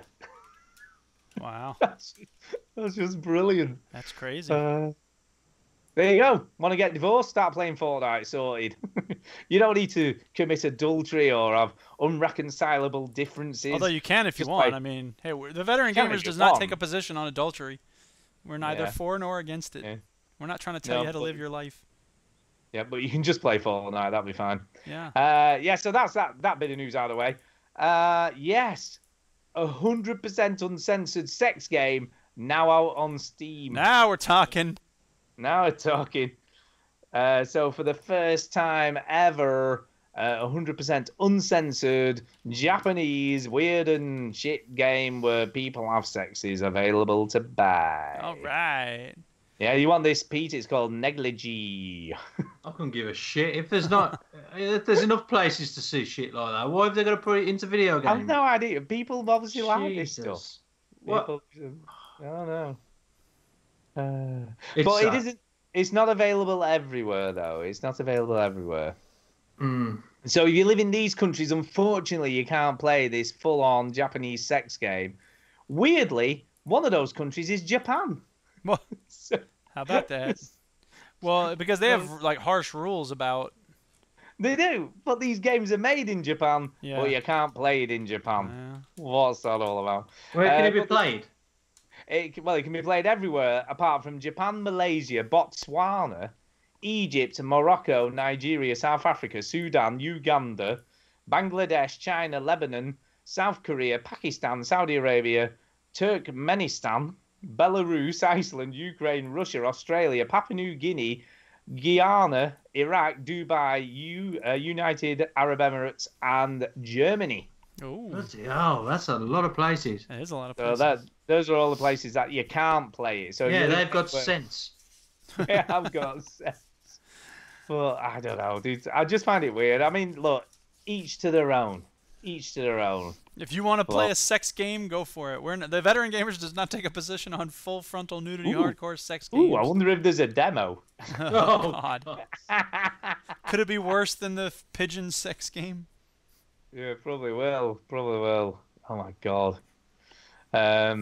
Yes, the next story means I'm going to set up a Japanese PS4 account. Oh, snap. You're getting first access to Yakuza 17. No, but there is a game coming out that's made by the developers of Yakuza. Oh, all right. So it's different. It's not Yakuza. It's different. It's called Judge Eyes. Okay. Judge Eyes. Project Judge is the latest game from the team behind Yakuza, but it's got more in common with that series than you'd think. It's so similar, in fact, that we feel pretty confident suggesting that Project Judge, also known as Judge Eyes, might well be set in the same universe as Yakuza. There's probably something very small in the background that real hardcore Yakuza fans will go, look, it's the same universe. Yeah, that'll be me. One of the most significant differences is a narrative one. In fact, in Project Judge, you don't play as a criminal. Quite the opposite. The protagonist, Takayuka Yagami, I don't know why I put on a weird accent when I do that, but anyway, is a judge, thus the game's title. But after a personal tragedy, he turns into a detective. Yes. But anyway, there's a demo available on the Japanese store, so I am going to get my ass over there. Okay. And work out how to get a Japanese. Apparently, I've just got to put a Japanese address in. It'll all be fine. It'll be fine. Okay. Yeah, moving on. One of Duke's favourite games we talked about in recent years, or at least I talked about because no one else played this game on this podcast. Yeah, Catherine Full Bodied, which is a remake of the 2011 Catherine, has got a release date. Because that's what the world needs, is a remake of that dumb game. Oh, it's brilliant. I love that game. Have you heard of this, Pete? Catherine? Piece of shit. No, never heard of it. Don't play it. Sucks. It's amazing. Amazingly stupid. Look, there's no reading or anything to do. You don't have to read or anything. That's true. Well, no, that's not true. That's not true because there's a lot of dialogue. That's amazing. There's a lot of dialogue. That's you have to read it. You read in text messages and the dialogue's all translated. It's on the screen. You have to read the dialogue, don't you? Don't front. Don't lie. I don't know. Do you know? I can't remember whether it's in Japanese of course you do. Subtitled. Oh, no. I don't think it is. No, well, I think it may not be subtitled, but it's all on the thing. Yeah, I know, but you might have just got the Japanese version with subtitles. I did not get any Japanese I'm sure. version. I am absolutely sure there was English voice actors in the original Catherine. Sure there was. I could be wrong. Yeah, it's in English. Antonio's confirming with me. So there you go. I knew well, maybe I don't remember right, but I mean, you don't remember right? You've never even played it. I played the demo. What are you talking about? Did you play a demo? Yes, God, I played the demo. That. I don't criticize games I haven't played. I don't mind subtitled TV programs like, Swedish programs, like The Dark. I thought that was really cool. So as long as it's interesting and no, it's not. Oh yeah, Catherine is definitely interesting. Hang on, Duke, is it interesting? Well, or not? let me ask you. It depends on what you mean by interesting. If by interesting you mean he's trying to decide whether he loves the Madonna or the whore, and you like pushing boxes, you like running around in your underwear pushing boxes and climbing up boxes, then yes, it's interesting. No. So basically, what happens is Oh, the game. God. Shut up! I'm going to tell him how it really is, not like your It bollocks, really is. right? So basically, the game is set in 2 parts. So one part, you're in like a bar. It's a dating sim. Talking to people. One part's a dating sim. No, it's not necessarily dating. You talk to the patrons, you talk to different people in the bar and stuff. So it's not just like the Catherine or Catherine. And then there's 2 women in your life, both called Catherine, one with a K and one with a C. Isn't that clever? Now, one is kind of a saucy temptress, and the other is a sort of more normal, take her home to meet your mum type of girl. There's the Madonna and there's the whore. It's the classic distinction. Women have so many choices in our society. It's not a whore. There's no mention of the word whore. You're just saying You're right, there's no That's mention of the word whore. But the cover of the game box has a girl in her underpants. Once again, because she's wearing sexy clothes. Once again, oh God, where do you get this idea, Duke, that they're trying to sexualize things? It's been very sexist, I think, at this point. Jesus Christ. So anyway, and people are dying. Young men are dying every night in this city, and like nobody knows why. So what happens is, like in the day you're in the bar, and at night when you go to sleep, you have to complete puzzles, and if you don't complete puzzles, you become one of the statistics, I guess, one of the people who die. And the puzzle's really cool. It's like boxes that you have to pull out and move, and there's all these weird stuff, and yeah, it's such a great game. I loved it. It was one of my favorite games, and I definitely probably will pick this up again and play it again. I'm just hoping in the PS3 version they had a hidden very easy mode, which was still hard. But you had to do all these weird button clicks, and I'm hoping that's still there, because if it isn't, I'm going to be screwed. Because this game is so difficult. So difficult. But yeah, it's great. Moving on, there is some other... I feel like I'm talking about what I've been playing rather than news. How weird is that? What you've been playing 10 years ago. I know, yeah. Talking of weird and shit games, release date has been announced now for Swery's The Missing, which is another game that Duke, for whatever reason, thinks is sexualized, but I don't really agree. And that's going to be releasing on October the 11th. So keep your eyes peeled for that. It looks very cool. Cool side-scrolling, super hard platformer. There you go. PUBG Mobile reaches 20 million daily active users. Really? Yeah. 20 million. That's God, a lot it's of users. shit as well. I know, but don't forget about it. It's PUBG, innit?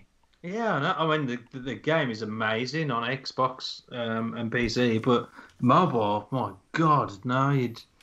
If you got fat fingers, there's no fucking way you're going to see your character. No. It's just a behemoth, isn't it? Well, and I just guess don't understand action games on the mobile anyway. Like, that just doesn't make sense to me. Yeah. Yeah, and that, by the way, that does not include users in Japan, China, or Korea.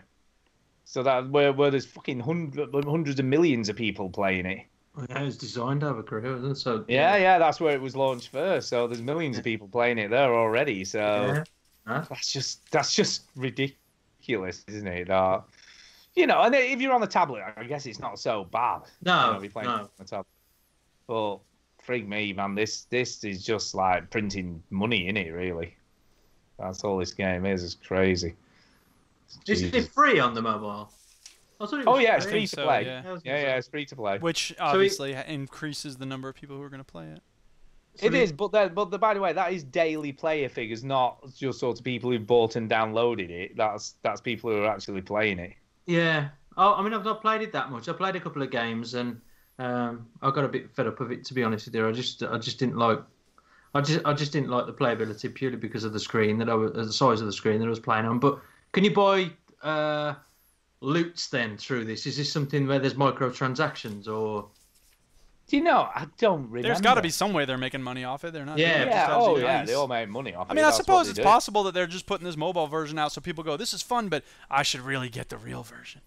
Yeah, I'm going to Google it. In fact, there's no PUBG appearing in divorce proceedings from what I can see, as well as in Google. I was typing it in and. Because everybody who plays PUBG is thoughtful and considerate, and they know how to set boundaries. That's right. PUBG's fine. Oh, sure.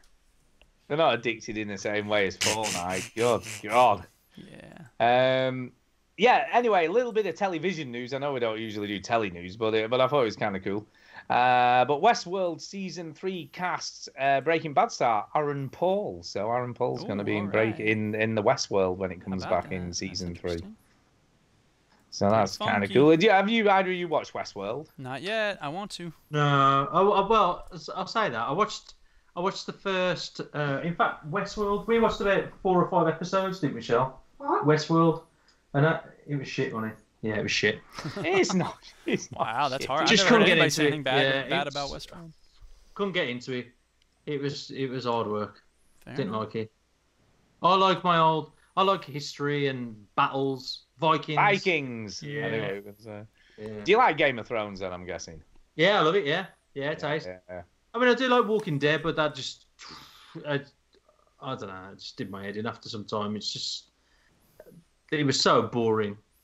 After season 6, I think, I was just like, I can't watch any more of this, and I don't think we did. In fact, no, we did. We watched season 7. Breaking Bad? No. Walking Dead. Oh, I thought you said Breaking Bad. Nah, Walking Dead. We watched several Dead. seasons, and we skipped. Terrible. Yeah, we skipped one season, and then nothing had happened. Nothing whatsoever. Walking Dead is terrible, just so terrible. I mean, the first two seasons, possibly the third one, were all right, but after that, it just got ridiculous. Yeah. Anyway, let's talk about games. Yeah, it's shat. Games. Shat. Terrible. Shit. Back to games. Treyarch boss explains the decision to drop single-player campaign from Black Ops 4. Well, we didn't want to have to make it. There's your explanation. Bunting said the decision not to include a traditional campaign was more a case of adapting to succeed than it was anything else. What does that mean?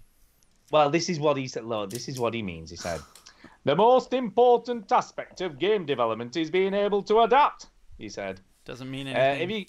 If you can't look at something that you're doing and honestly say, this thing isn't good enough, or this isn't what we want, or we need to make a change, if you can't do that yourself, then you're not adapting, and you're not going to evolve in a way that's going to constantly deliver exciting experiences for your fans and player base. We couldn't think of a good way to do a single-player mission, so we just didn't bother. Yeah. According to Van der Haar, mind you, to be fair, let's be honest, when you used to look at the statistics for people who actually finished it, was like 20% of players, where it was barely anyone. Yeah. Yeah, because everyone like, Duke, how many campaigns have you finished in a Call of Duty game? Maybe 2. Exactly. There you go. I rest my case. I mean, don't get me wrong. But here's the question, though. Is it cheaper without the single player? No, probably not. Of course not. Yeah. So my point is, yeah, I don't care about the single player, but don't make me pay for a single player if there is no single player. Yeah. You bastards. Yeah, exactly. But yeah, he does have a bit more to say. According to Van der Haar, it wasn't a case of a campaign being cut, but rather never really having one to begin with. We'll still take the money you would pay for it, but we're not going to actually give you one. From the outset, Black Ops 4 was intended as being a social experience, Bunting explained. Development is a journey, he said. We try a lot of different ideas and a lot of different things. The game that we are making has evolved over time, and that's just part of development. I can't remember a single game that we've made that hasn't had a dramatic change in the prototyping stage. That's what prototyping's for, you know. You prototype ideas, some of them work out great, some of them don't, and you pivot. You find a new idea, and you focus on that, and we follow the fun. So there you go. There you go. That's what he had to say. Fair enough. So if you were looking forward to the Black Ops 4 campaign... Nobody was looking forward to the Black Ops 4 campaign. You can forget about it because it ain't happening. Yeah. No, I mean, they've jumped on the obviously the bandwagon of PUBG and Fortnite, and they're going to have a mode for that, aren't they, and all this... Well, I'm sure they look at those games and say, they don't have a single-player mode. Why do we need Look how one? many billions they've made. Yeah, exactly. But, on the other hand, their games are cheaper. So, what the hell, Call of Duty? Call of Duty seems like it's starting to die. I mean, am I wrong about that? I don't know about numbers of sales No, I don't think you are. But... I think when he's saying that they're adapting, I think his body is reading between the lines. They're trying to adapt to the market now, aren't they? But they're not even adapting to the market. Would be like giving the market something new. They're just not including part of the game. That's not adapting to the market. Yeah, they're just trying to reap benefits from their name. Yeah, exactly. Trying to do as little as possible. Yeah. And just maximising the profit, which they're not going to get anywhere doing that. They need to continue their focus on delivering a good campaign and make it controversial, get themselves into the news, but they ain't doing that. Right. No, I think it's interesting because every other year, either Sony or Xbox is more or less always the first demo at E3 has always been the new Call of Duty campaign, hasn't it? Yeah. But it was obviously weird this year with none of that being there and not having one. Yeah. Because it obviously didn't get as much exposure as it normally would. I mean, there wasn't even a demo at all, from what I can remember. Yeah. I don't remember anything. I don't think so. Which was kind of weird. I love the next story, by the way. I love this. I think this is such a cool story. Sure. But yeah, Cyberpunk's, Cyberpunk 2077, which I'm very excited for. The original Night City was prototyped in Sim City. Dude. So, yeah, the original for Night City, the location of Cyberpunk 2077, was prototyped using EA Sim City on an Apple II. Jesus. And I'm like, fucking how cool is that? So yeah, the creator Mike Pondsmith revealed this. He said, I'll do a night well accent. I did it on the Apple II. And I said, how badly can I screw this thing up? He said. In Cyberpunk 2077, Night City is composed of 6 distinct districts. And this is what he had to say. He said, Night City evolved because I wanted to have a city where people who didn't know anything about Cyberpunk could really grasp what world was like. It's designed on what I call the Disneyland principle. If you look at what there is in China, Chinaland, and Japanland, and Mafia Land, the corporate land, it's also fairly well researched, he said. I built it in the early versions of SimCity, and then I screwed it up deliberately to be the most difficult place to travel around. Night City is a place where the cyberpunk world comes together. It has a life of its own. So there you go. It's kind of cool, isn't it? It's not much of a news story, but I thought it's just kind of cool that that's interesting. Yeah, I mean, I want to know. Yeah, I like to know things like that, little tidbits.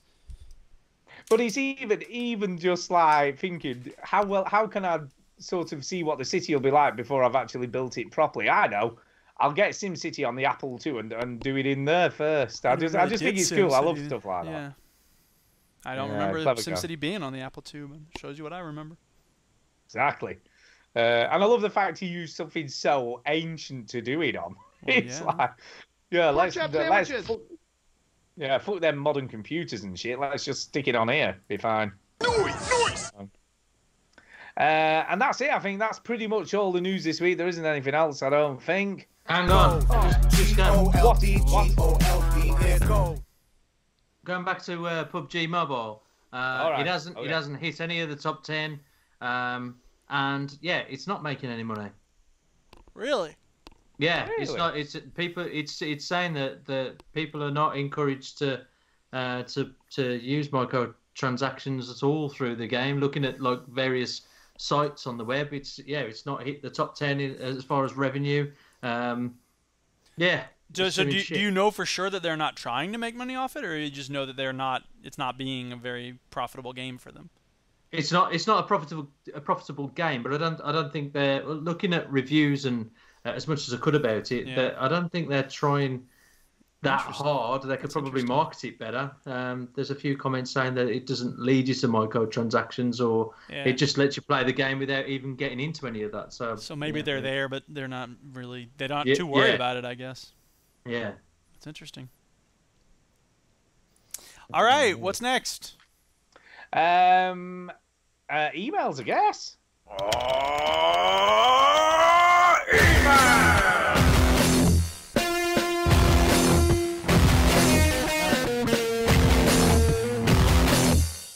Whoa, that ruled.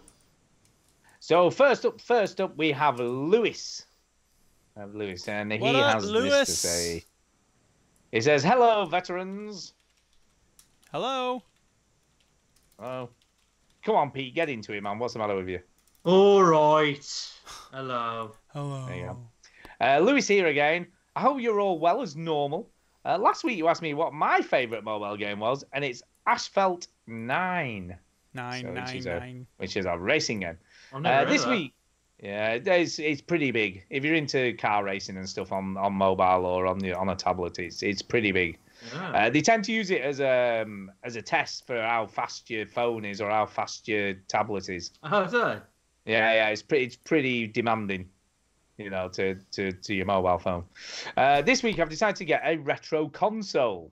Oh. It's between a PS2, Sega Dreamcast, and a Sega Mega Drive Flashback.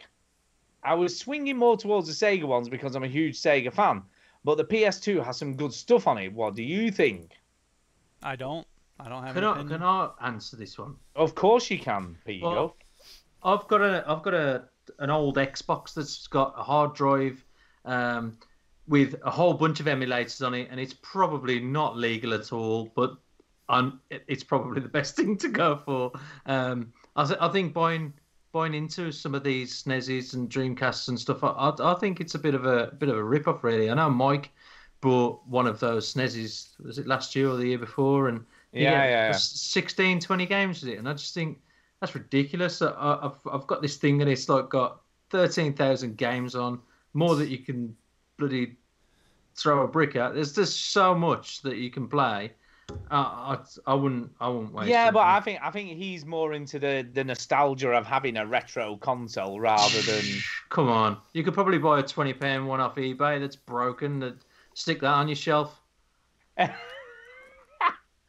Yeah, I guess it's all about the games, isn't it? Really, I don't know.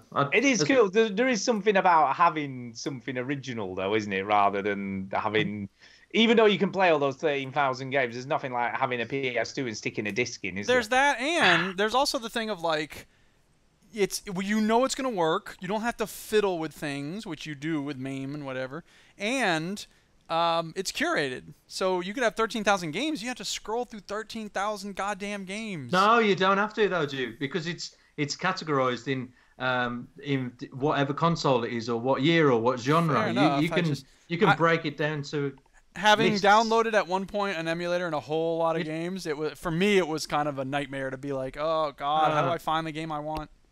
No, this is a fixed piece of hardware that's built into an old Xbox. Well, not anything else. You don't have to use the internet. It's completely plug in and play. So yeah, there's nothing.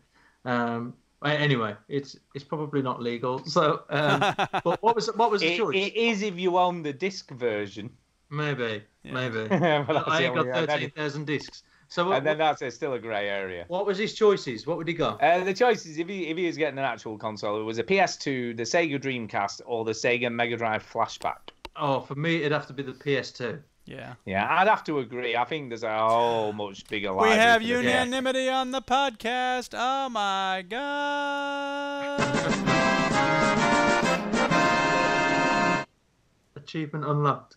Yeah, and I would imagine with the PS2 you'll be able to pick up a lot of games off eBay or whatever cheap. So yeah, that's what you want to do. But it is cool. I do like that. I've got a couple actually. I think I could even send them out. Yeah, there you go. Look at that. Yeah. So anyway, it's time for the big question for the week, and it definitely is big. If you could make your own games console, what would you call it, and what exclusives would you make for it? I'd call it the Duke Box, and it would have Rocket League 2. I don't know what Rocket League 2 would be, but that would be exclusive. And I would have Minecraft 2, which has the ability to paint your goddamn buildings.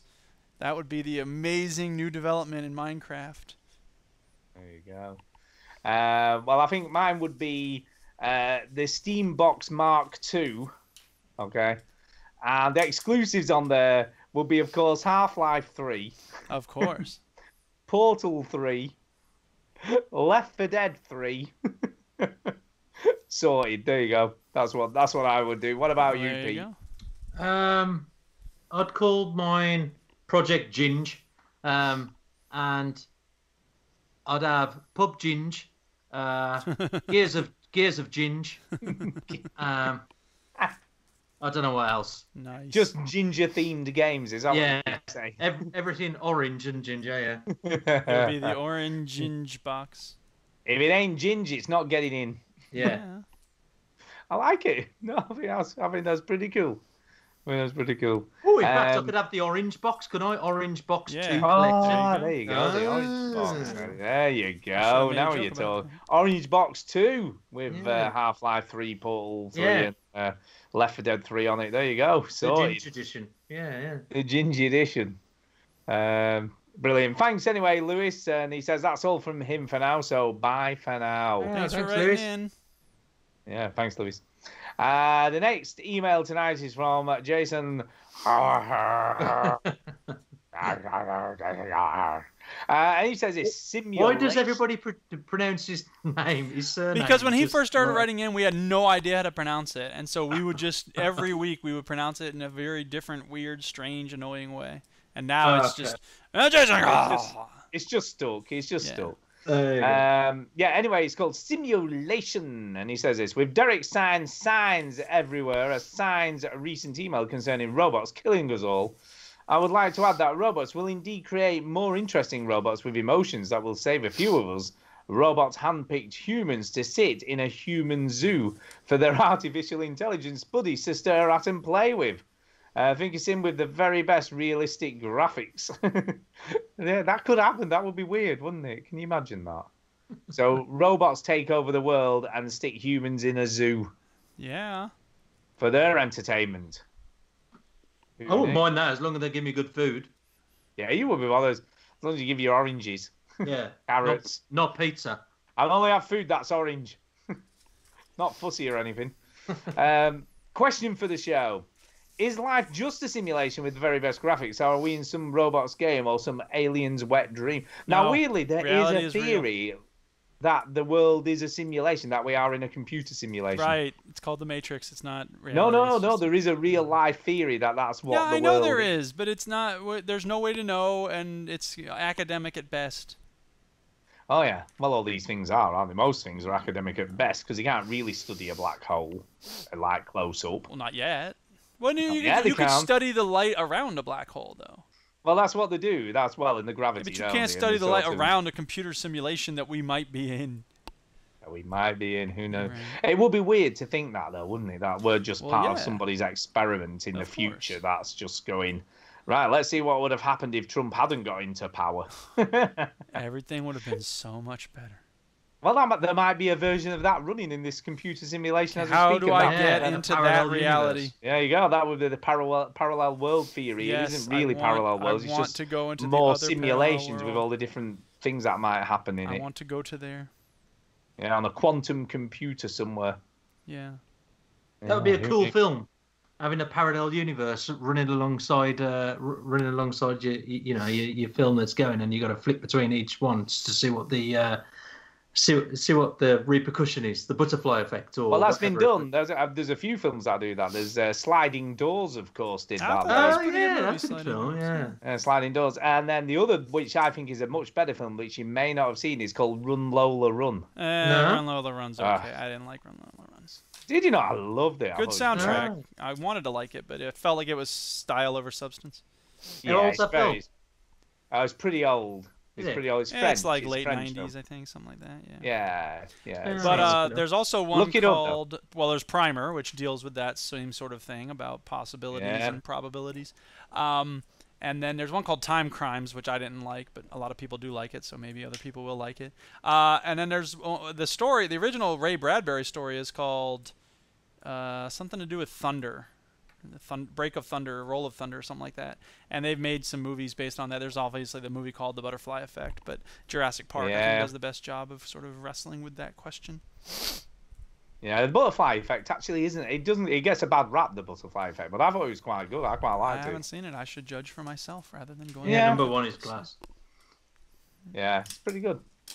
Anyway, next email. Of course we aren't, but it seems that Elon Musk, Neil deGrasse Tyson, Russell Brand and many other web celebs think that we just might be the extremist cult leaders some of you are looking for.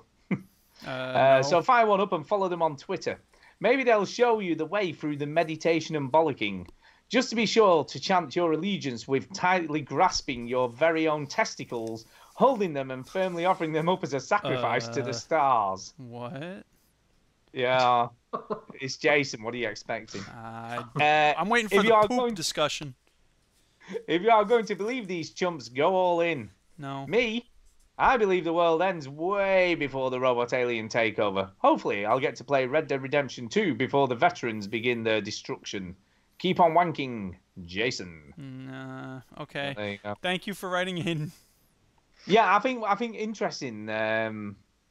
Yeah, the world's gonna end, isn't it? Pretty soon. You know, everyone's like, oh, will it be a meteorite, or oh, will it be like the sun like exploding or whatever? But they reckon the human race will probably more likely starve to death when all the food runs out and we use up all the resources on the planet. Or maybe we could find a way to live in balance with nature and not let the food. Yeah, but that run don't out. happen because people keep having babies. So Well, that's maybe not we gonna can change, find a is way it? to. First of all, we have reduced the number of children the average family has in developed countries. The question is, how do we get that same education and birth control to people who don't currently have it? And I believe we Yeah. can do that. You may do, but people are still going to have more babies than people dying. So the population is only going to be ever increasing, isn't Well, it? I'm holding a pen up in the air. When I drop it, is it going to land on the desk or the floor, do you think, Stuart? I have no idea. Right, because well, you it depends where can't you're tell the holding it. future, right? You can, but you can make a good guess on the average of number of people being born and dying over the last 100 years Or and how you can that's say, increased. I'm not going to go quiet into that good night. I'm going to rage against the dying of the light. I will fight to save humanity with every ounce of my being. That's very noble. Yeah. Wow, this is deep. Yeah. There's some deep shit. Do we have right another here. email? Are we ready to go? No, that's it. That's all. Okay, that's the end of that. Do we have any Thank you for speak that. pipes? We do. I've sent it to you. Aw, snap.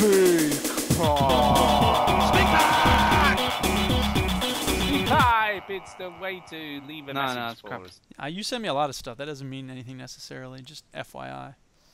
I know. Okay, so here we go. Gmail is loading. Any second now, I'll have access to this speak pipe thing.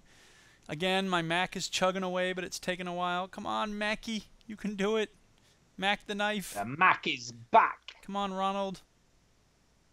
McDonald, because it's a Mac. McDonald. Oh, there we go. Stu Fowler, yeah. And also, VeteranGamers just went live on Twitch. That's interesting. Oh, man. Did it? Just now? No. It's from a while So- ago. I have to reload the window. Damn it. Right, I'm going to go to the little boy's room then while you're doing this. What? Yeah, you go and have a jizzle. Well, oh, my goodness. I don't think that's a good thing to do when we're doing a podcast. Yeah, go and have a jizz. It'll I'm be gonna fine. cut the... Stop saying that! What? 107. Why does that mean something else in the States? Well, what are you Does talking that mean about? urine in the UK? Can do, I guess. I don't. No, it I've doesn't. never heard that, and I'm curious to know if people in the chat also associate that word with urine, because I've never heard it associated with urine. No, but I Anyway, said jizzle, move not jizz. You know, that's totally different. well, but then you said go have a jizz. No, Anyway, have a jizzle. I don't care. Can we move on? I don't know. Go and siphon the python. Why is this not working? Load my email. Come. There we go. SpeakPipe for tonight. You can I'm listen so to glad it. you're organized. There we go. It's loading. Thank you for your patience. Yeah, that was like, I feel like we did do boo do boo do do do do be do do. Something. Okay, shush. Here comes the SpeakPipe. Sorry for this intermission. 1, 2, 2, 3, 4.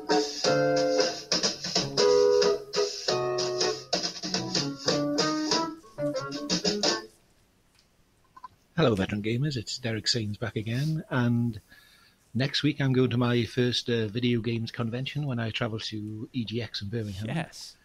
So that means I won't be in touch with the Veteran Gamers, but I may be touching the Veteran Gamers. Ooh.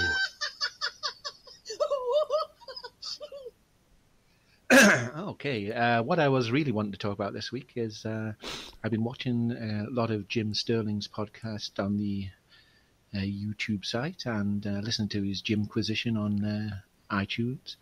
And he's been talking a lot about the recent change to the laws in Belgium regarding loot crates or loot boxes. And I believe Finland is considering the same thing, banning them basically, making them being classed as gambling. And I was just thinking, what are your thoughts on the governments of countries getting involved with video games? Do you think it's a good idea, bad idea? Or do you think there's some instances where it's merited? And I think that's about it. So I just say keep on gaming. Well, it's a good question. Oh, there's more. I would just like to say Monty Python had a good song that it should be playing any minute now. I was like, is it coming? Where is it? I don't know. There we go. Yeah. Finland, Finland, Finland, the country where I want to be pony trekking or camping. So anyway, that's a good song. Finland, you're welcome. Anytime anybody mentions Finland, I think of that song.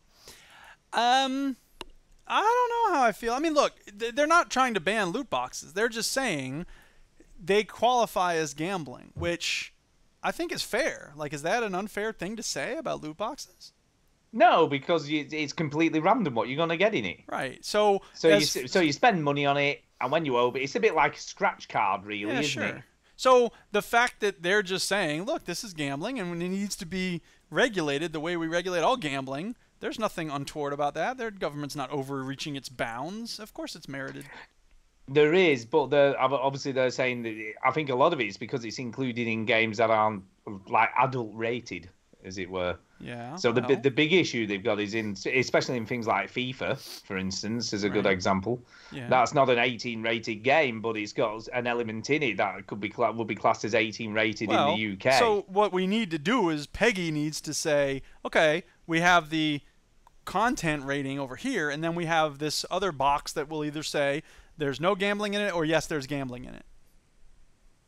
Yeah. I mean, my personal thoughts on this, I think there's been that much backlash on loot crates, regardless of all this other bullshit, you know, with sort of gambling regulations and all this stuff that's coming into it, that I think developers are moving and publishers are moving away from loot crates anyway. That may be. The time will tell on that. But I think they're making so much money, they're going to try to find something else like it. I don't know. Oh yeah, what they'll be doing currently is looking for a way to include loot crates, but not have them as loot crates or another, like you said, another way. We've had, I mean, over the years, how many things we've had? Microtransactions, we've had, map packs, we've had season passes, hats. You know what I mean? Don't forget hats. Oh yeah, hats. We've had hats. I mean, the difference between hats though, you see what you're gonna get. That's true. You know. World of Warcraft, you know, if you wanted to pay $60 for a horse because it looked cool, you know what you're going to get. Or you want a dragon mount and that's going to cost you $100 or whatever, you see what you're paying for. And I think that's the problem with loot boxes is it's kind of like, just get one more loot box because this time I might get the thing that I want if I get another one. Yeah. You know, and even though they've started even though the fact that they're issuing odds now, you know, when you get these loot boxes in a game, they're giving odds on what each thing, the odds of you getting it are.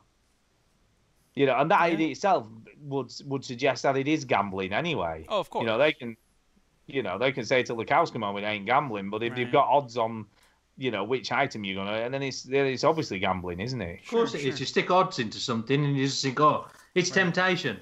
And in answer to Derek's question, I just think it's awful. I've never put probably over £10 in a gambling machine in my entire life, and I know I've seen people addicted to this, and I've seen what it does to families. I've seen people that have spent pretty much their entire wages on gambling machines, and this is just another form of it, but it's just creating gambling within a different audience. It is, and I also think it's a bit more insidious in the way that it's implemented, because it sort of make it almost look like it isn't that bad, but really, I mean, and the other thing is, like I said earlier, when you've got, you know, impressionable children who might be only 8, 9, 10 years old, being influenced by this sort of thing, you know, then it becomes something else entirely, doesn't it? If you're an 18 or over person who can make a valued and a judged decision on what you're going to do, you know, that the same can't be said of of a young child who wants to get the best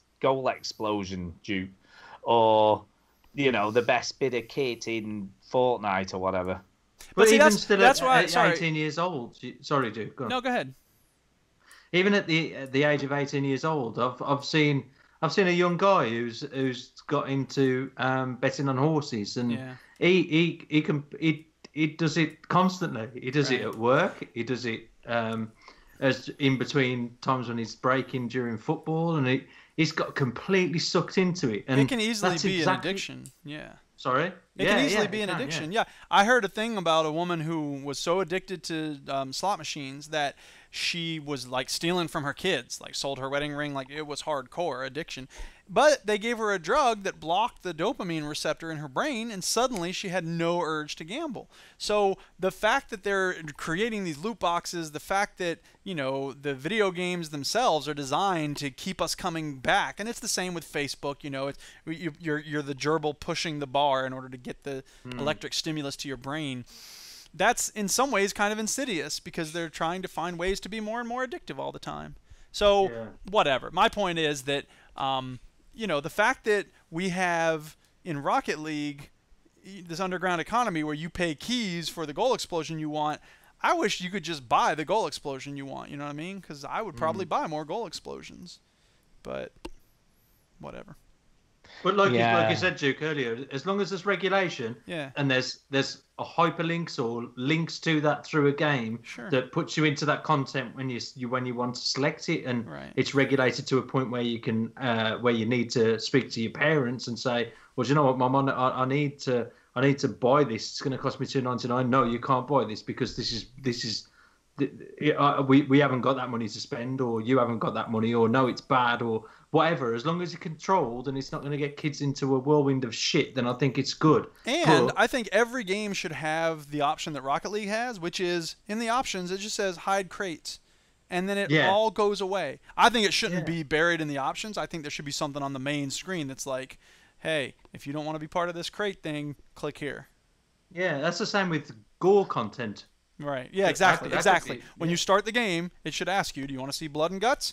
Yes, no. Do you want loot boxes? Yes, no. Yeah. I think my biggest issue with it is, apart from all that stuff, is the fact that microtransactions started off in free-to-play games. So the game was free-to-play, but they made the money from selling your shit when you were playing the game. And I take issue when the game is charged for like a normal AAA game, and then they put this other stuff in to try and make, you know, nickel and dime you on top of the money they're already making from the sale of every game they sell. And I think that's when I become more incensed about it and annoyed at what they're doing. Right. No, I agree. I think most people would agree with that. Yeah. You know, and that's the problem I have. That's a brilliant question. Thank you, Derek Sines. Just to finish off, by the way, you know, talking about the PS2 and the Dreamcast and all them kind of games, you know, and consoles back in the day, you had none of that bollocks, did you? Because there was no such thing as the internet, and none of that stuff could be done. You basically got a game and you played it. Exactly. Finland, Finland, Finland. It's the country for me. All right, what's next? Shout-outs? Shout-outs. It's time for a shout-out. Hey! Welcome home, Duchess. That's my shout-out. That's my first one. Great. Yeah. But she really appreciates that. Yeah, she appreciates it. So you go. Well, you know what? I'm going to start off because, as we know, it is EGX this week, coming very quickly. Yeah, it is. Go ahead, EGX. Yeah, this time next week, I'll be at home feeling very sorry for myself because I'll be so tired. Yeah. You know, after a weekend of debauchery. Oh, it's going to be drinking. lit. Oh, yeah, drinking and food and stuff. Oh, yeah. Yeah, so look, if you're coming down to EGX, Ginny and I are always there every year. And you can come and say hello, and there's usually a big gang of us. You know, getting together and having fun. And I'll be honest with you, right? We say we're going to sort of play games and stuff. And what tends to happen is on Friday, we sort of get there and then we just hang out. So what happens is we hang out with everyone and, yeah, say hello, have fun, come hang do out, all that people. sort That's of the stuff. takeaway. Come say hey. Yeah, come say hey. And then on Saturday, what tends to happen is we go, right, what do we actually want to play and talk about? And, yeah, then we sort of get, like, down to business. But we tend to, even then, we're still sort of hanging out and stuff. Why not? So yeah. So it's kind of cool. We are having a meetup on Friday, but I'm busily trying to find when that is. Let me guess. I will find it in a minute. Just a minute. You do your shout outs. You can come back to me and I'll find out. Okay, I'll shout out the Duchess because she's awesome. And I will shout out Vac Vegas because they're a cool crowd. I'll shout out Antonio because we're going to play some Rocket League at some point, eventually, someday, maybe. I will shout out Pete for coming in and guest hosting for a couple weeks. I will shout out everybody listening. And I will shout out... Acacia Cortez. I can't remember her first name right now, but Alexandria Ocasio-Cortez, because she's awesome. I really like her, and she had a good speech recently where she was talking about how ideas like universal income and a guaranteed government job and healthcare for all are not crazy new ideas. These were proposed by Franklin Delano Roosevelt in the 40s. So what? So anyway, that's my shout-outs. Pete, there you go. Over to you, Pete. I'm going to shout out everybody in the chat. There's a lot going on in there tonight, so everybody in the stream chat, thank you very much. I'm going to shout out Shell because she cooked a wicked dinner tonight. I loved it. Oh, yeah. It was cool. And I'm going to shout out the Veteran Gamers. You've hey, that's us. Exposed me to the podcasting environment, and I love it. Yeah. Yeah, but we also exposed you to the brilliant device was 6. Device 6. So it balances out. There's good and there's bad, you know. No, I've really enjoyed it. So you've exposed me to this world where there's all these nerds talking about the same old things, and it's really cool. And I've got to meet a whole lot of new people, and I'm going to meet probably some more at EGX. On Saturday, you'll meet a lot of people. Yeah. You know what? Sorry, I got one more shout out. I beg your pardon for interrupting. My interdisciplinary poetics class is awesome this year. Usually we have at least 1 or 2 people who don't turn in the first assignment. We've had them all turned in this time. And usually I have to beg and plead for all the permission slips to come in. There's only 1 student who hasn't turned in his permission slip. I'm so happy. So that's it. I want to say thank you to that class. There you go. There you go. Well, I'm going to have to really apologise now to Bongo because I, for the life of me, can't find the name of the place where we're going for a meal. Oh, no. Where people are very welcome to join us. And was it Las Iguanas, something like that? That's what it is, but I can't find the exact name, so I want to make sure people know where it is and what it is. You need the exact name. Why can't you just get good enough? I know. Well, I was looking for the Overseas Connection podcast site, and I can't find it. I don't know. I'm struggling. Help me, anyone! Help!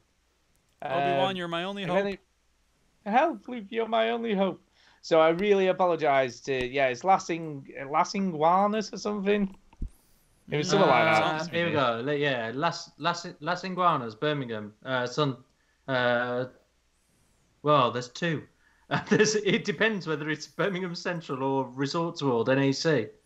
Because it won't be the NEC. Yeah, no, it's the one in town. Okay, so it's Temple Street in Birmingham. Yeah, that'll be. There you go. You know, that's definitely it. Oh, thank you, Pete, for saving my life there. I'll tell you what, I had no clue. I was like, I couldn't remember where it was and all this. But apparently you said that you can sign up and stuff, but I can't find the actual Overseas Connection website because when I Google it, it's just coming up with the actual YouTube site and the Podbean site, but I can't find the actual. I can't remember what the hell they have it on now. Well, you can go search for that anyway, but if you look on the web, there's www.iguanas.co.uk, and that'll take you to the website where you can look at the menus. So once you've looked at that and you decided what you want, just to hit Bongo. On Twitter. Twitter will do. At Bongo the Sane, and just say that you're coming along, and I'll tell you what I'll do. Just a minute. Let me have a look at the OC podcast Twitter. Maybe that'll enlighten us.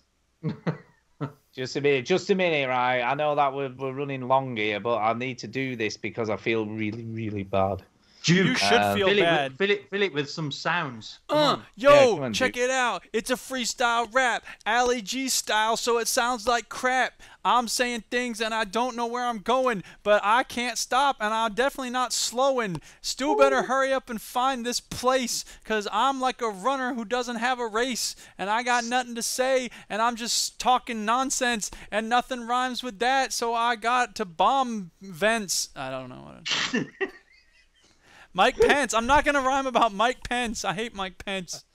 No, I try not to hate anybody. I thought you said Mike's pants. Yeah, Mike's pants. That's the Vice President of the United States. Mike's pants. Mike's pants. Mike Chin's pants. Yeah, right. Stu, you got anything yet? No. Because that ain't happening again, man. Just a minute. What is he like? He's not ready to go. This is not professional. Why don't we end the show and then you can put something out on Twitter and Facebook? Here, I'll play this while you're waiting. If you like this podcast, there is another site you should check out, which is called VeteranGamers.net. And on there, you find a bunch of links to other video game podcasts similar in vein to ours, but different in the way they're delivered. Some have all kinds of sound effects. Real timetables are for old people. Some talk about Too many, some RPGs. people say. Come on now. Some might say that. No one says that. Then, of course, you have links to, great forums. You don't have any other friends. So check it out, VGHub.net. It is a great starting point for your podcast discovery. Last chance, Stuart. I've still got nothing. Just end it then. Just end it. The end of the show. You fucking pricks. Turn the podcast off. Oh, wait, you don't need to do that because it'll turn off when it ends. Why don't you listen to another podcast? You won't Really? Won't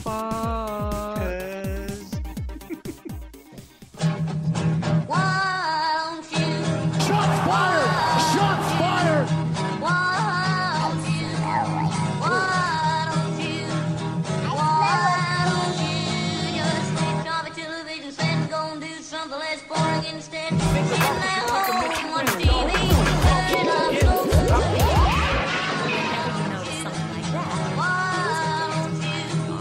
But in episode 18, Wizard. Yeah, I guess you're right. Who cares? All right, another show in the bag. I'm looking. The closest I've got is beers, burritos, and buddies hashtag, and that's it. It doesn't matter. I said the best way to get it is, as Mike said in his outro song, just listen to another podcast and why not listen to the Connection. They'll give you all the details. Yeah, why not check out the less popular overseas podcast? Yeah. And they'll tell you everything about it. Do that. Yeah. Because this feed is about to end. Anybody have anything to say before I cut the feed off? See ya. Nope. See you next time. Oh no, see you EGX.